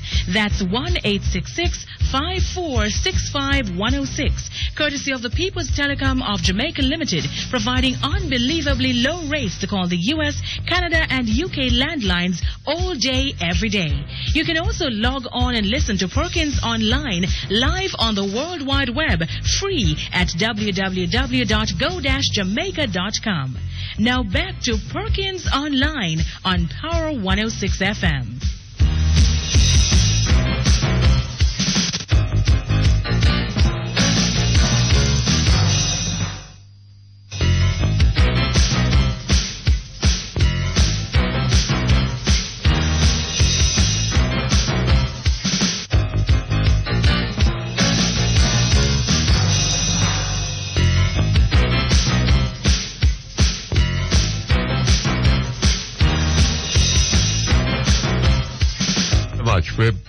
Okay. Thank you very much. We're back online. Okay. Hello? People. Yes, here. Oh my God. I'm here. Yes? You can't hear me? Yes, I'm hearing you. Yes. I'm saying if the people cannot see for themselves that they are the government and they need to hold Ms. Simpson, Mr. Golden, or anybody else who comes accountable, not only for the promises that they make, but for the upheld of civil liberty and people's right, as you have always said, Mr. P, in your program, yes, that the most important right is the fundamental right to life. Yes. And to liberty. And if yes, you can't get that. But I'm going to tell you a story quickly. What happened right in Brooklyn here Wednesday night? Wednesday night, there was a shooting. One of the men that did the shooting was locked up in his house, his mother. The police circled, cut off the two entrance and exit. Evacuate all the people that was near, around the apartment. And then the hostage negotiator comes in. Remember, this man, I look in that house, He's not taking mother as a hostage, But he's in the house with a gun. And the hostage negotiator come there. What was he doing with the gun in the house? Well, basically what happened was that, you had these drugs guys all about the place. And he and some other guy had some shootout, some block up the road, and he run down to his house. But, the police quickly was there, and they tried to corner him when he got into his house. Yes. And that situation ended after about 6-7 hours. Him give up himself. You can imagine that could happen in Jamaica. No. The mother, the dog, everybody that did. They would have kept at the house with gunshot. Yes. And that's a fact. Because well, certainly he would be dead. Yes. Yes. The man is now in jail. Yes. Getting ready to go before the court. Yes.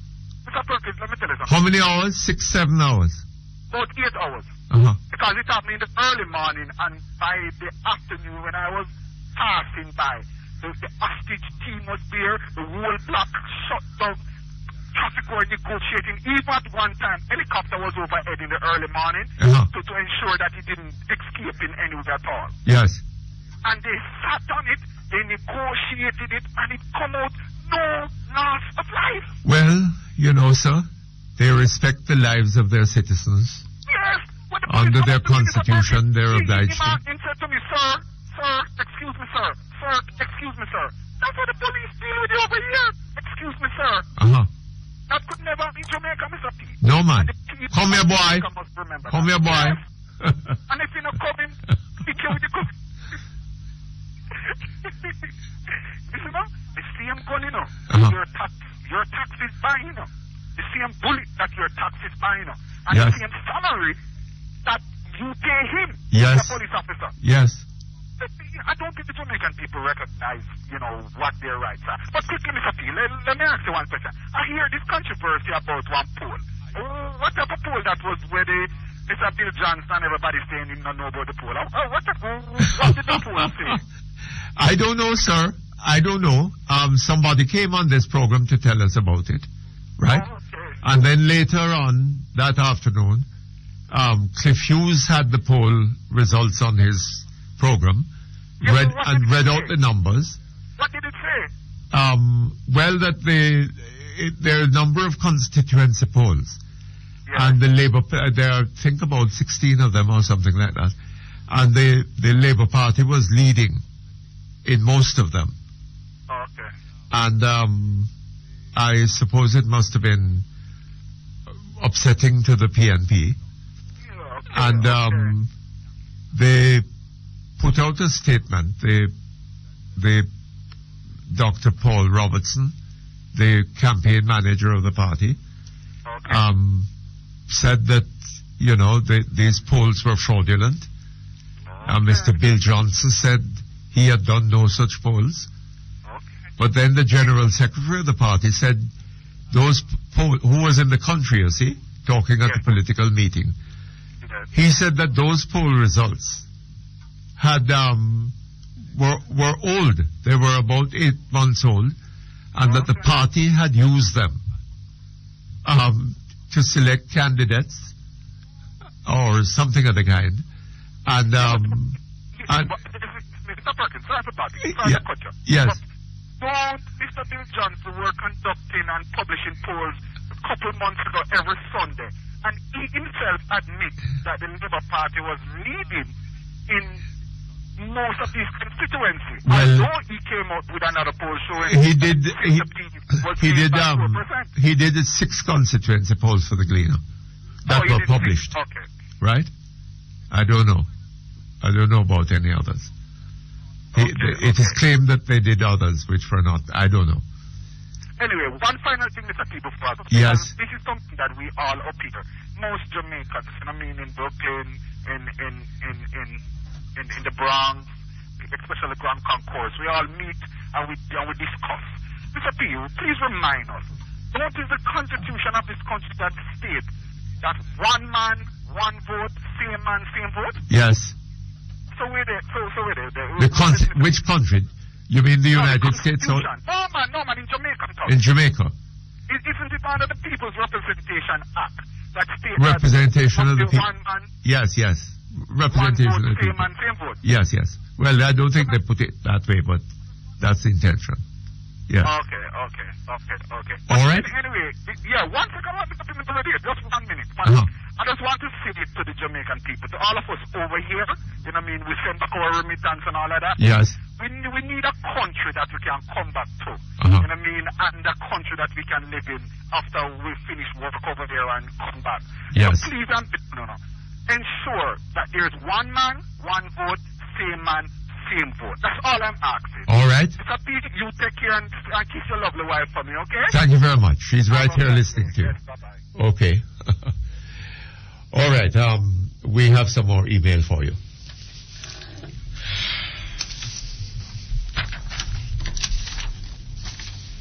Mr. P, you could not believe your ears.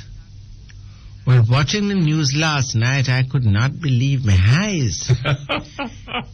Sister P and Danny Buck behind bars. Could this be... Oh, Lord. Could this be... Hello, Mr. Perkins. I heard the difficulty you're having with the feeling and sensing idea of teaching. and I want to try to explain it to you. My son had a difficulty writing the numbers 2 and 5 and the letter S. For many months of much distress, both on the part of the child and myself, my sister-in-law, who is a teacher and who has some homeschool, told me to cut out the offending numbers and place numbers and letters out of some type of textured material and place them onto the desk. By so doing, onto the desk. Oh, yes. By so doing, the child was able to trace the outline of the offenders and stimulate the tactile component of his learning system. I chose fine sandpaper, and wow, what a joy we both experienced. Today he is a third-year student in the Faculty of Medicine at UWI. What? I have used this with many children. I assist with reading from time to time, and it works like a charm. My nephew has a form of dyslexia, and he just can't learn by reading from a text. But if you allow him to watch a movie, for example, The Count of Monte Cristo, he's able to understand the entire thing, and in fact, does well in literature when he has access to the video of the book for which he will study. There are so many ways to teach children than the business of chalk and talk. This is not good for all students. Often, when children are so disruptive and uninterested with the subject being taught, there are other difficulties with which the child is struggling, both emotional and educational. Boys tend to be more affected. By my observation, and I don't know this for a fact, and if you had the time you could check up on the high schools across Jamaica, I bet that you would find many children who are labeled dunce and just don't want to learn, who have many struggles, both relationally and academically. I am not a teacher. In fact, I'm a nurse. But if I decide to study again when my children are grown, I think I would do studies in the area of children with learning disabilities. Because believe me, Mr. Perkins, there's no place in our public system for a child with any learning disability. And the private ones are so expensive, it leaves parents and students alike in a terrible way with no real hope of achieving. Thank you very much for that letter. Hello, Mr. Perkins. Last night I saw on television the Prime Minister at a public meeting behind burglar bars on the balcony speaking to the gathering. Is this a new thing since the boxing incident? It looks very bad, as if they can't even trust their own supporters. Well. Later on in the news, I saw a fire truck with water leaking from it like a river running. The reporter said the truck has to be refilled every 3 hours. This reminds me of the government. It leaks mentally, and its members don't know what to do, so they cannot re-energize themselves with new thoughts. Oh, Lord. Why don't some supporters of the government write us and tell us of its wonderful achievements? Okay, we're going to take a break. We come back shortly. Reach your financial goals with a COK fixed deposit account. Get your savings on track. Conditions apply. COK for life. COK. Invest in your future today. And the time by COK is 1:30. Ricky want to set up the house with the best from top to floor. But when him open up him wallet and him look at the money, him sorry him never have more.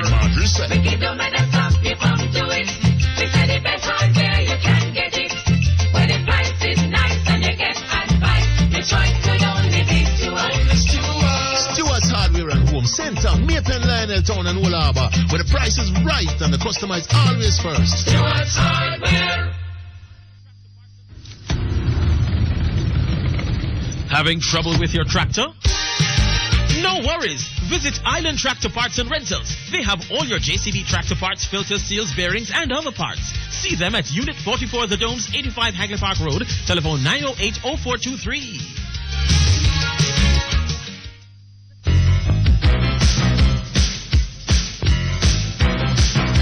You're listening to Perkins Online, the thinking person's talk show. Our phone numbers are 968-4901, 968-4902, 968-4903. Our local toll-free line is 1-888-991-4072. Or you may call our international toll-free line at 1-866-LINK-106. That's 1-866-5465-106. Courtesy of the People's Telecom of Jamaica Limited, providing unbelievably low rates to call the US, Canada, and UK landlines all day, every day. You can also log on and listen to Perkins Online live on the World Wide Web, free at www.go-jamaica.com. Now back to Perkins Online on Power 106 FM.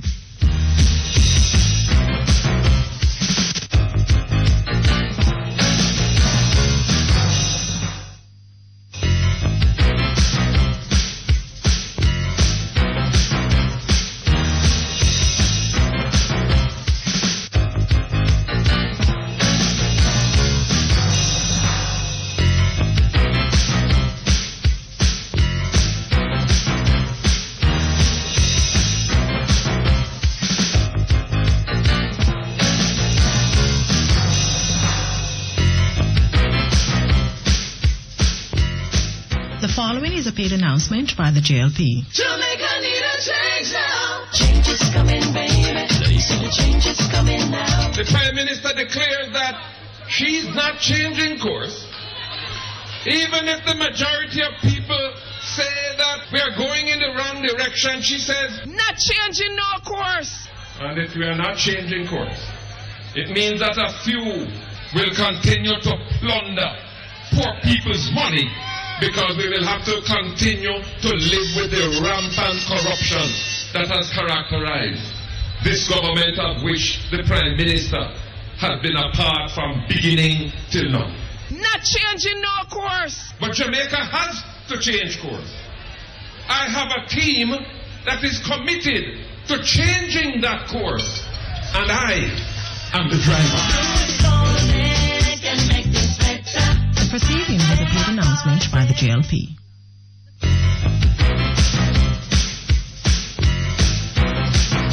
You're listening to Perkins Online, the thinking person's talk show. Our phone numbers are 968-4901, 968-4902, 968-4903.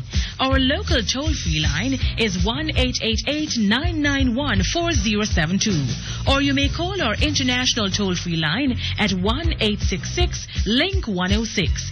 That's 1-866-5465-106. Courtesy of the People's Telecom of Jamaica Limited, providing unbelievably low rates to call the US, Canada, and UK landlines all day, every day. You can also log on and listen to Perkins Online live on the World Wide Web, free at www.go-jamaica.com. Now back to Perkins Online on Power 106 FM.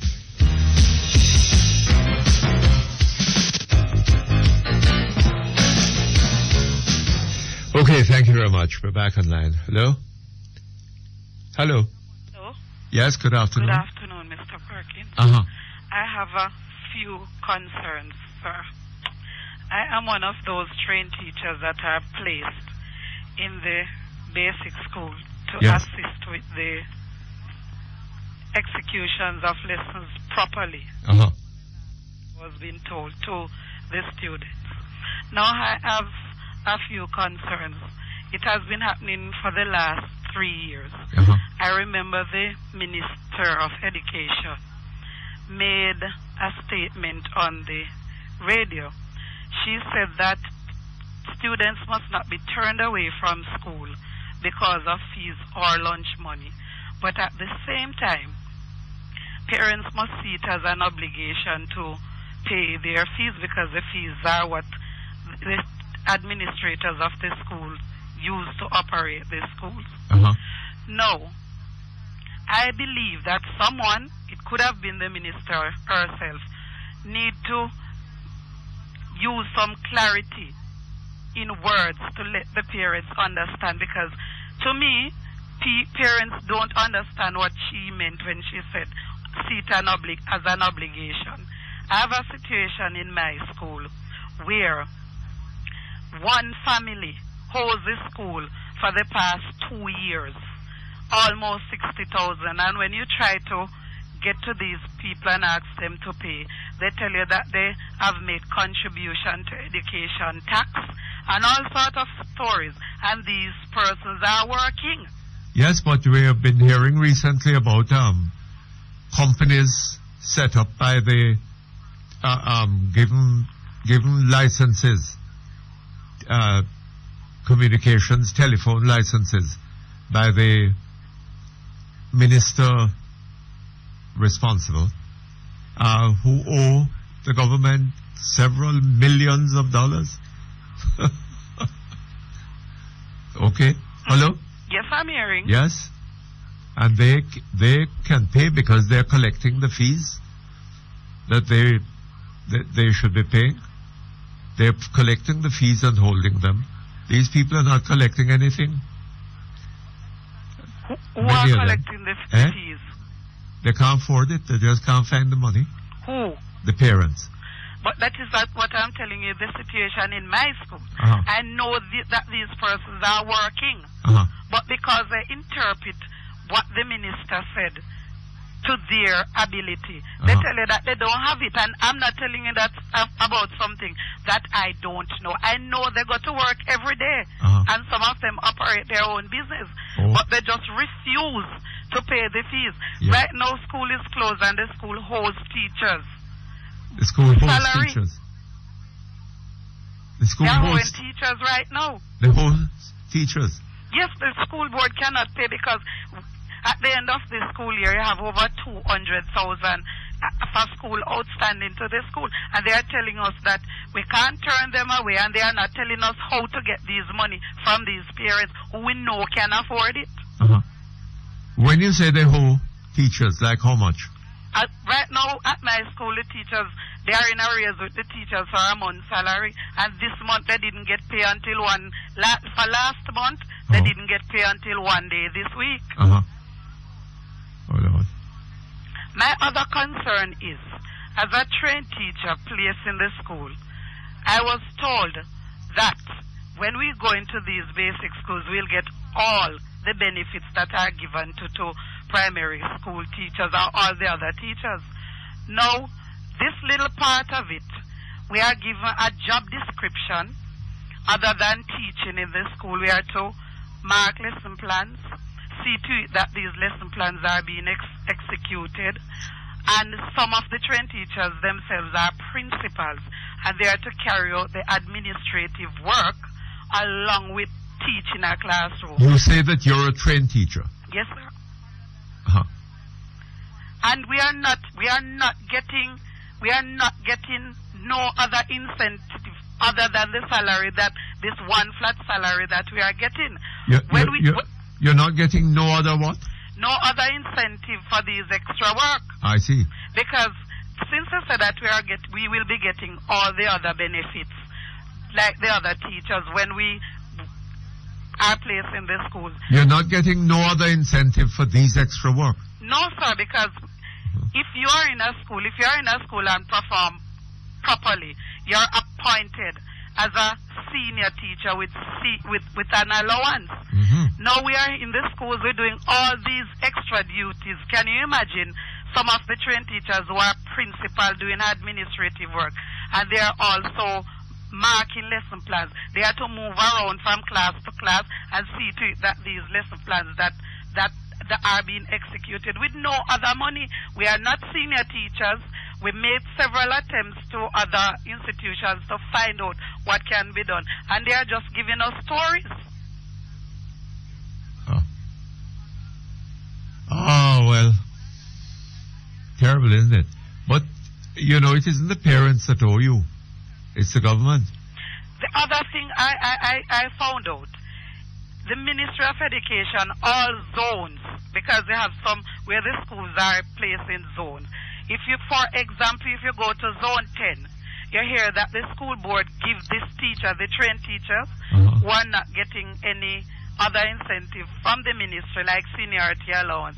You hear that this zone, the teachers are getting something from the school fee.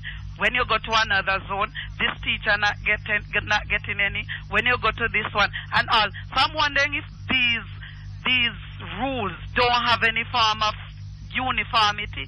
If you go to zone 10, you hear something else. If you go to zone 5, you hear something else. Some getting and some don't get. Oh, well. And every day you get up, you hear this thing about early childhood. But what are they doing for us as trained teachers who are placed there? Nothing.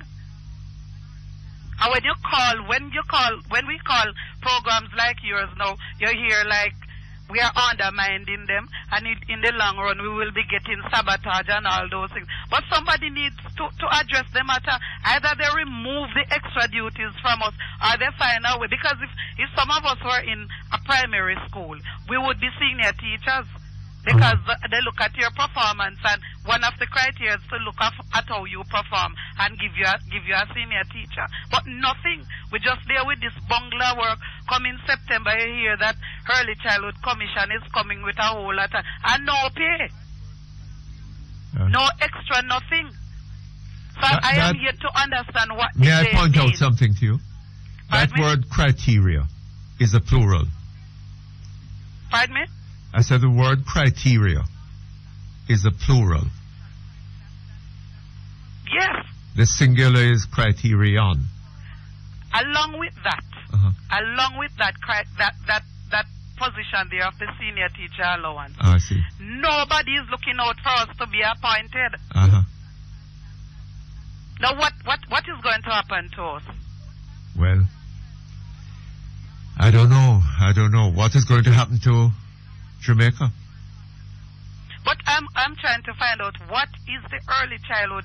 All I'm seeing happening, you hear that this liquor school is going to shut down, the building not appropriate, and all sort of something. While they are correct in doing so, nobody is focusing on the educators in the school. Well, are they correct in doing so? Why shut down that building when you can't replace according it? to them, some buildings just have one toilet for 50 children. Some don't have a proper canteen.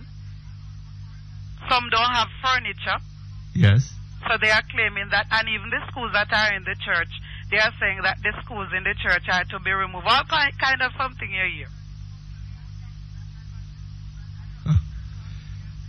Well, I don't know what's happening.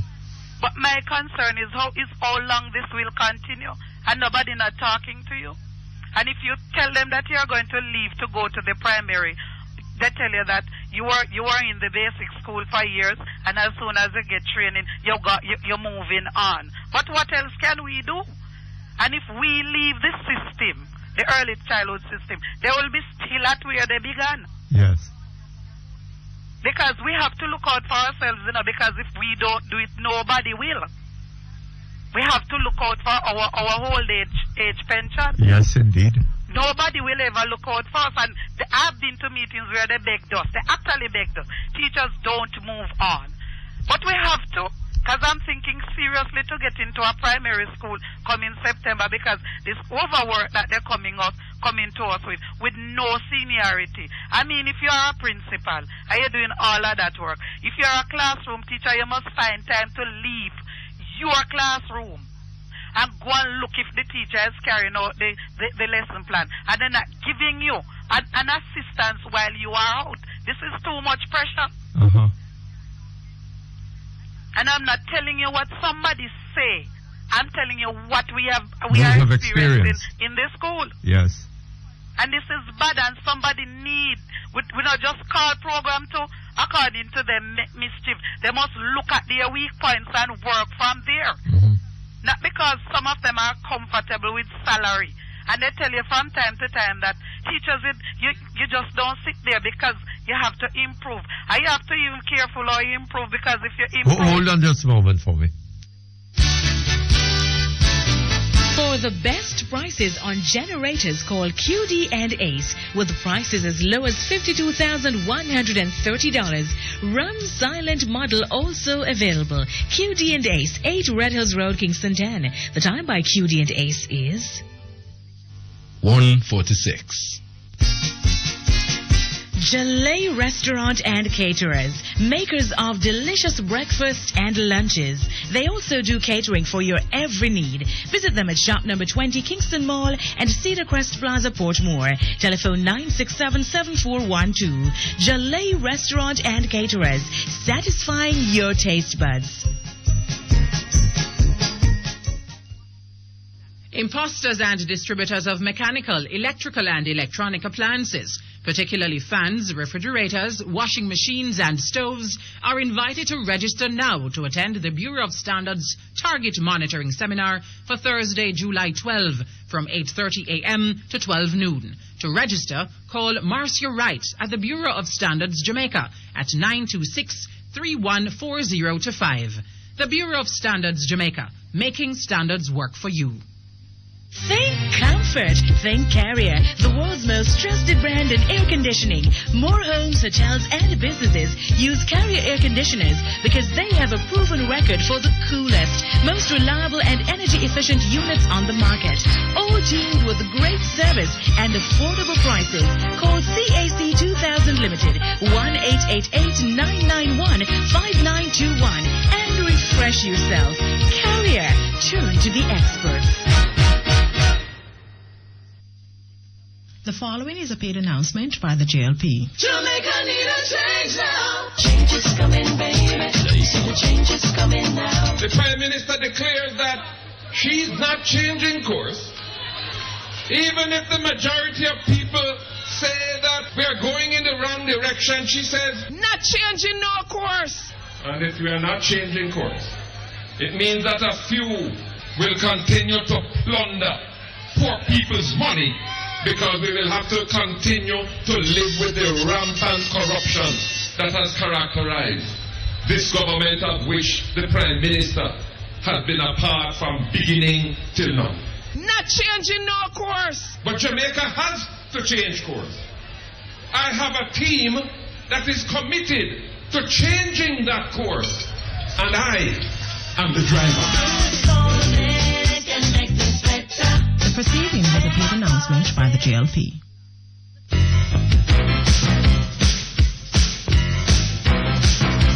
You're listening to Perkins Online, the Thinking Person's talk show. Our phone numbers are 968-4901, 968-4902, 968-4903. Our local toll-free line is 1-888-991-4072. Or you may call our international toll-free line at 1-866-LINK-106. That's 1-866-5465-106. Courtesy of the People's Telecom of Jamaica Limited, providing unbelievably low rates to call the US, Canada, and UK landlines all day, every day. You can also log on and listen to Perkins Online live on the World Wide Web, free at www.go-jamaica.com. Now back to Perkins Online on Power 106 FM.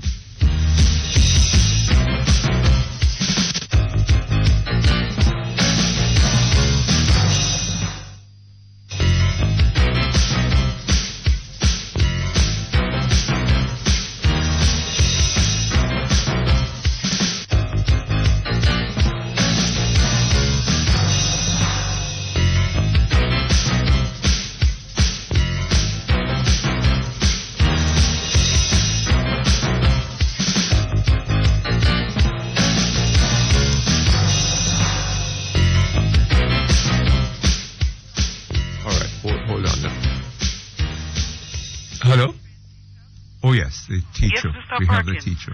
As I was saying, they are encouraging the teachers, the pre-trained teachers, to become trained teachers. And the only salary I'm looking at that they are going to be paying us is call you monkey in the long run. Call you what? Monkey.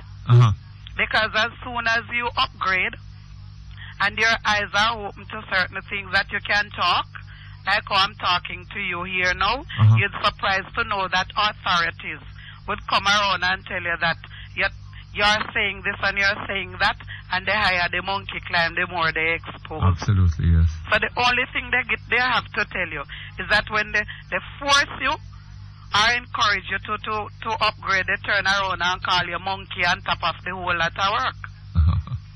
But I'm still asking somebody to address the issue of school fees and lunch money in the early childhood schools, because things cannot continue like this. I've seen where teachers have to put their hand in their pocket out of the little that they are getting and assist with lunch money, buy books, buy pencils, and give children. And all you hear about is a pretty talk and nothing else. All right, Mom. Thank you very much. Thank you very much. All the best to you. Okay, we have another email. We have a lot, but we have lots of emails. Oh, well. If there's, Mr. Perkins, if there's anyone who thinks that the former Prime Minister, Mr. Patterson, was in any way contrite about breaking the provisions of the Holidays Act while declaring a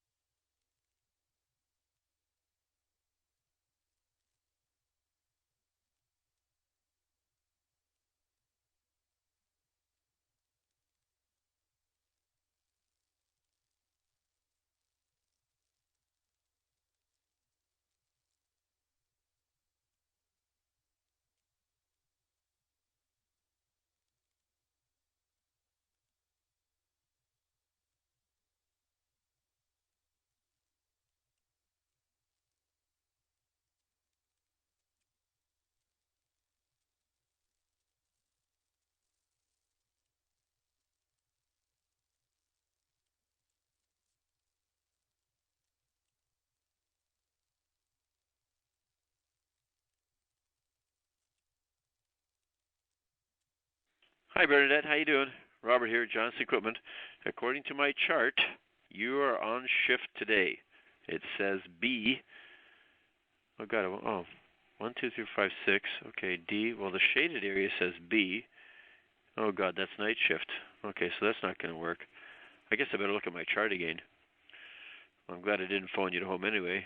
Indicates day shift, indicates night shift. So you're on night shift today. So that means D. Who's D? Jeff. Jeff? No, C. Sorry about this. I'm just learning the way this thing worked. I thought was the right number. So B on night shift, D on day shift. That would be Jeff. Sorry to bug you, dear. Hope you're having fun. Take care. Talk to you later. And I'm learning.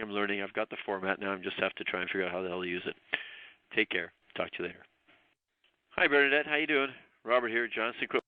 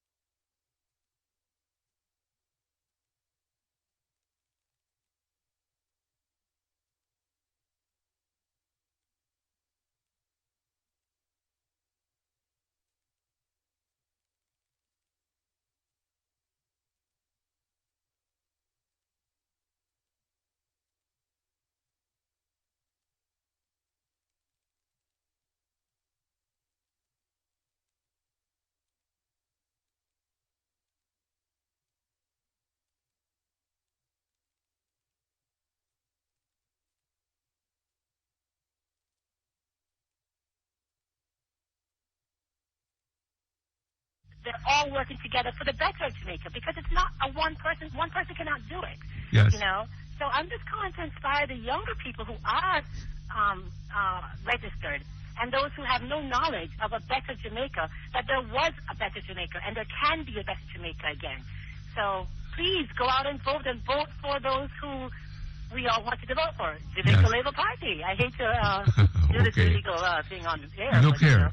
Everybody else is doing it illegally in the newspaper, so I figured I'd call in anyway. Yeah. Do you have a recollection of the time when your father was locked up under the state of emergency?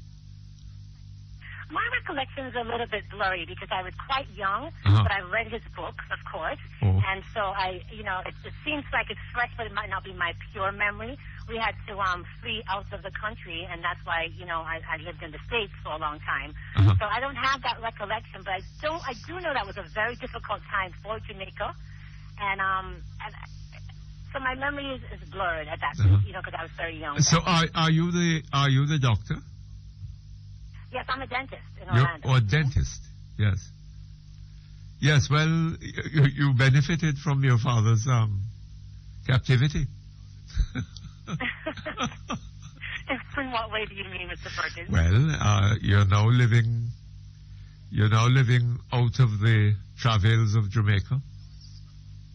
Well, I come back and forth. I'm very Jamaican. As you can see, I stepped away for the day to listen to your program, and I'm enjoying the program. Yes. I'm very much involved with Jamaican politics. I speak to my uncle and my dad and different people on a regular basis. I just spoke to Uncle Carl Samuda the other day. I'm glad that he responded to the craziness of making an ad in the newspaper to try to push oneself, when you're the minister. So I'm glad that Uncle Carl jumped on top of that. Congratulations to him. I hope that something is done for using your power to advertise for yourself. I'm very concerned about the fact that, the Prime Minister has to shake hands behind bars, but that's a representation of the criminals that have been born and bred under the 18 years of this government. Yes, indeed. All right, Mom. Thank you. We really need a change. Thank you very much. You must call again soon. All the best to you. Okay, we take a break. We come back again in a few minutes. Hear this. Let Astrosan Castor Oil Hair Grower help your hair regain health and beauty. Distributed by Lasco and available at leading beauty stores and pharmacies island-wide. Astrosan Castor Oil Hair Grower. Good Jamaican product, greater value. The time by Astrosan Castor Oil Hair Grower is 2:00. Today's weather brief is brought to you by the Manchester Co-op Credit Union, where service exceeds expectation. The Manchester Cooperative Credit Union 1977 Limited invites you to take advantage of their wide range of products and services. Get all your financial needs fulfilled through a safe and reliable partner in Mandeville, Christiana and Porus. Manchester Cooperative Credit Union, a steady partner in a changing world. Now for today's weather brief. There is a high-pressure ridge across the northern Caribbean. This afternoon, expect windy conditions with isolated thunderstorms. In our 3-day outlook, Saturday look for sunshine in the morning and windy conditions with isolated thunderstorms during the afternoon. Sunday will be mainly sunny and windy. Monday is expected to be sunny during the morning and windy with scattered thunderstorms during the afternoon. The information for today's weather brief was supplied by the National Meteorological Service of Jamaica. Today's weather brief was brought to you by the Manchester Co-op Credit Union, where service exceeds expectation.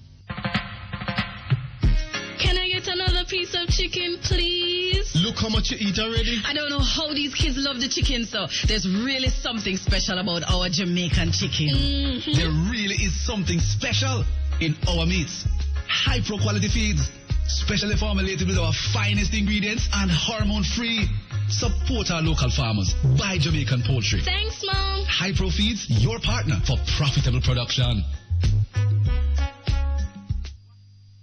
Imposters and distributors of mechanical, electrical and electronic appliances, particularly fans, refrigerators, washing machines and stoves, are invited to register now to attend the Bureau of Standards Target Monitoring Seminar for Thursday, July 12 from 8:30 a.m. to 12 noon. To register, call Marcia Wright at the Bureau of Standards Jamaica at 314025. The Bureau of Standards Jamaica, making standards work for you. The following is a paid announcement by the JLP. Jamaica need a change now. Change is coming, baby. The change is coming now. The Prime Minister declared that she's not changing course. Even if the majority of people say that we are going in the wrong direction, she says, not changing no course. And if we are not changing course, it means that a few will continue to plunder poor people's money because we will have to continue to live with the rampant corruption that has characterized this government, of which the Prime Minister has been a part from beginning till now. Not changing no course. But Jamaica has to change course. I have a team that is committed to changing that course, and I am the driver. The proceedings is a paid announcement by the JLP. Business Online is brought to you by the Manchester Cooperative Credit Union Limited, a steady partner in a changing world.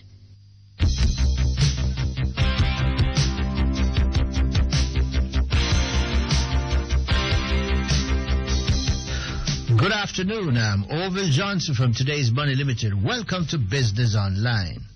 The Director of Tourism, Mr. Basil Smith, stated that the Jamaica Tourist Board has made progress in diversifying Jamaica's tourism market. With 70% of our tourism presently coming from the United States, the tourist industry is vulnerable in the event of problems developing in that market. A case in point, he said, was a new passport rules from the U.S., which resulted in a 12.1% decline in stopover arrivals. Mr. Smith said the Tourist Board is heartened by the growth of the Canadian market, which showed a growth of 41.5% in March 2007 when compared with the same period last year. This has prompted a Canadian carrier, WestJet Airlines, to make plans to start a service to Jamaica in December 2007. He said that the European market has also seen a 15.7% increase in stopover arrivals in the first quarter of 2007. Mr. Basil Smith was addressed in the Kingston Rotary Club yesterday. The United States added 132,000 new jobs during June, more than the market expected. Last month's increase in employment follows a 190,000 gain in May. According to the U.S. Labor Department, the unemployment rate held at 4.5%, close to a 6-year low. The Jamaica dollar lost 4 cents today against its U.S. counterpart as a result of low U.S. dollar supplies and moderate demand. The local dollar closed traded at an average of $68.66 Jamaican for each U.S. dollar in the Cambia market. There was no central bank intervention today. The money market continues to be tight, and the 30-day dealer rate was trading within the band of 11.90 and 12.10% per annum, while the overnight rate was ranging between 8 and 10%. The stock market closed the week on a positive note. There were 23 stocks active today, of which 13 advanced, 3 declined, and 7 traded firm. Market volume remains very low, with only 1.2 million units changing hands today. NCB Capital Markets was a volume leader, trading 269,000 units, followed by Capital and Credit Merchant Bank and the Gleaner Company. The day's main winners were Gleaner Company up 13.8% to close at $2.05. Jamaica Producers Group was up 6.6% to close at $32, while Montego Freeport gained 5.7% to close at $2.20. The day's main decliners were Cable and Wireless, losing 1.1% to close at 89 cents. Kingston Walls was down 0.13% to close at $7.65, while Daring Bunting and Golding was down 0.09% to close at $22.84. The JC Index rose by 243.13 points to close the week at 89,684.46 points. Our advice is brought to you today by Manchester Cooperative Credit Union Limited. Are you tired of not getting your partner draw on time or in full? No need to worry. The Manchester Cooperative Credit Union has the perfect plan for you. Choose from any one of the 4 flexible options available and reap the benefits of the Partner Plus plan. You are not required to pay the banker, so you get back all that you have thrown plus an additional bonus at maturity. Visit the Manchester Cooperative Credit Union today and open your Partner Plus account at any one of the 3 branches located in Mandeville, Christiana and Porus. And that's all the time we have for Business Online today. If you need further information, call us at 978-6262 or write to us at Today's Money Limited, 72 Hope Road, Kingston 6, or email us at info@todaysmoneylimited.com. Join me again on Monday for another edition of Business Online, another fine product from Today's Money Limited. I'm Orville Johnson wishing you a great weekend.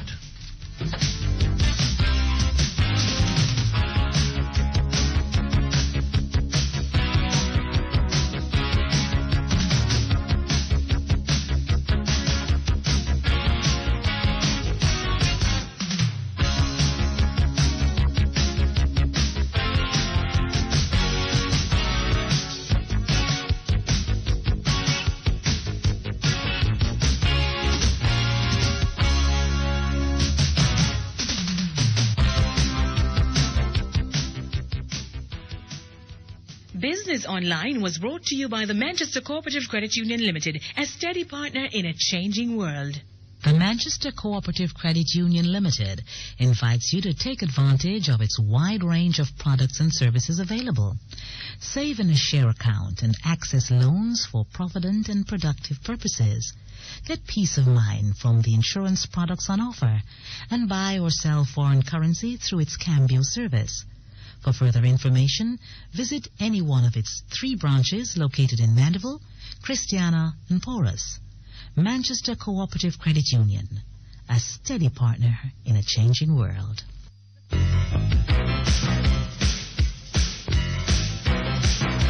You're listening to Perkins Online, the thinking person's talk show. Our phone numbers are 968-4901, 968-4902, 968-4903. Our local toll-free line is 1-888-991-4072. Or you may call our international toll-free line at 1-866-LINK-106. That's 1-866-5465-106. Courtesy of the People's Telecom of Jamaica Limited, providing unbelievably low rates to call the U.S., Canada, and UK landlines all day, every day. You can also log on and listen to Perkins Online live on the World Wide Web, free at www.go-jamaica.com. Now back to Perkins Online on Power 106 FM.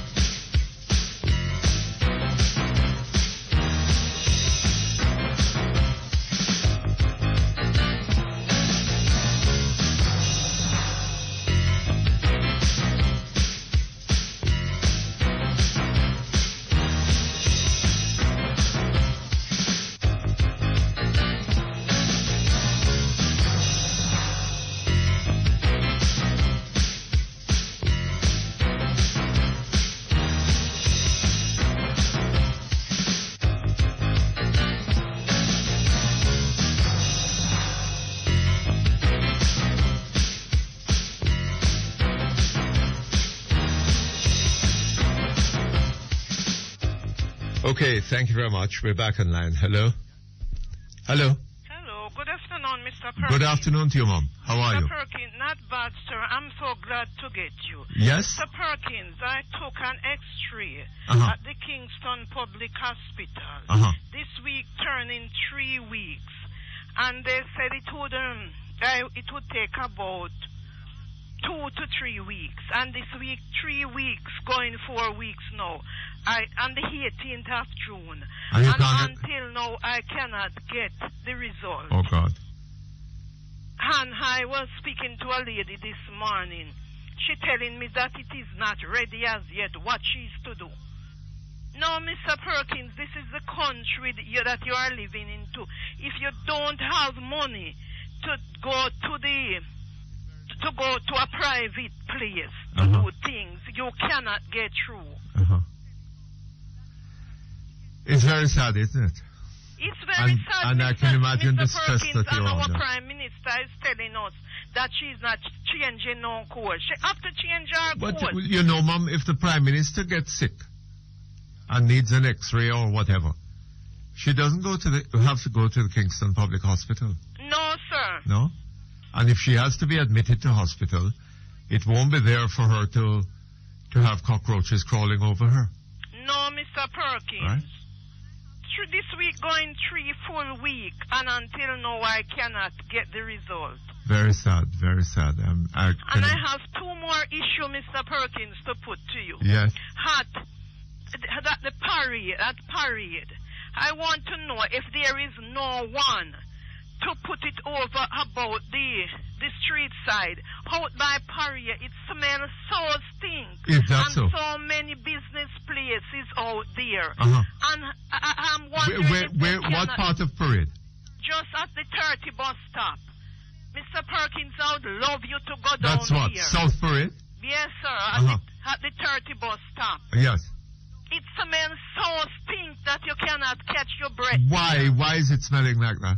There is this black water running down, sewer water running down for weeks Oh, now. God. Running down where? On the sidewalk. Into the street. On the sidewalk? And into the street, Mr. Perkins. And nobody seems to do And nothing. then what? Running down King Street? No, running down on Parade, going down Orange Street. Or down Orange Street? Yes, sir. I see. It is so stink that you cannot fetch your breath. Oh, Lord. Oh, boy. And I have another issue, Mr. Perkins, to put to you. I'm so glad I get you. Coronation Market is one of the biggest market into the 14 parish. Yes. And I want to know if they cannot do nothing to Coronation Market. Mr. Perkins, I would love you go there one day when rain fall.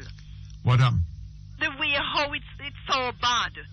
And the Prime Minister saying that she put the poor first. And the people have to, All time people say Mount Neck for say anything, you know, Mom. They're selling their produce under that nasty, dirty condition. I wonder if the Prime Minister get anything from there to buy. I rather doubt that. Mr. Perkins, I would love you to go down there, especially one day when rain fall. And to see the condition, you have to put on water boot to go into Coronation Market. The condition is so dirty. And you talking about you put the poor first and you're not changing no course? Under these dirty conditions, sir? Yes. Terrible, isn't it? I would love you to go down All there, right, Mr. Mom. I'll try and go one of these day. days. Wait until when the rain falls. All right. And I would love you to drive around Parade. Okay, Mom. And see the stinking condition of downtown. Yes. Thank All right. you, son. So nice to Thank hear. you very much. All the best to you.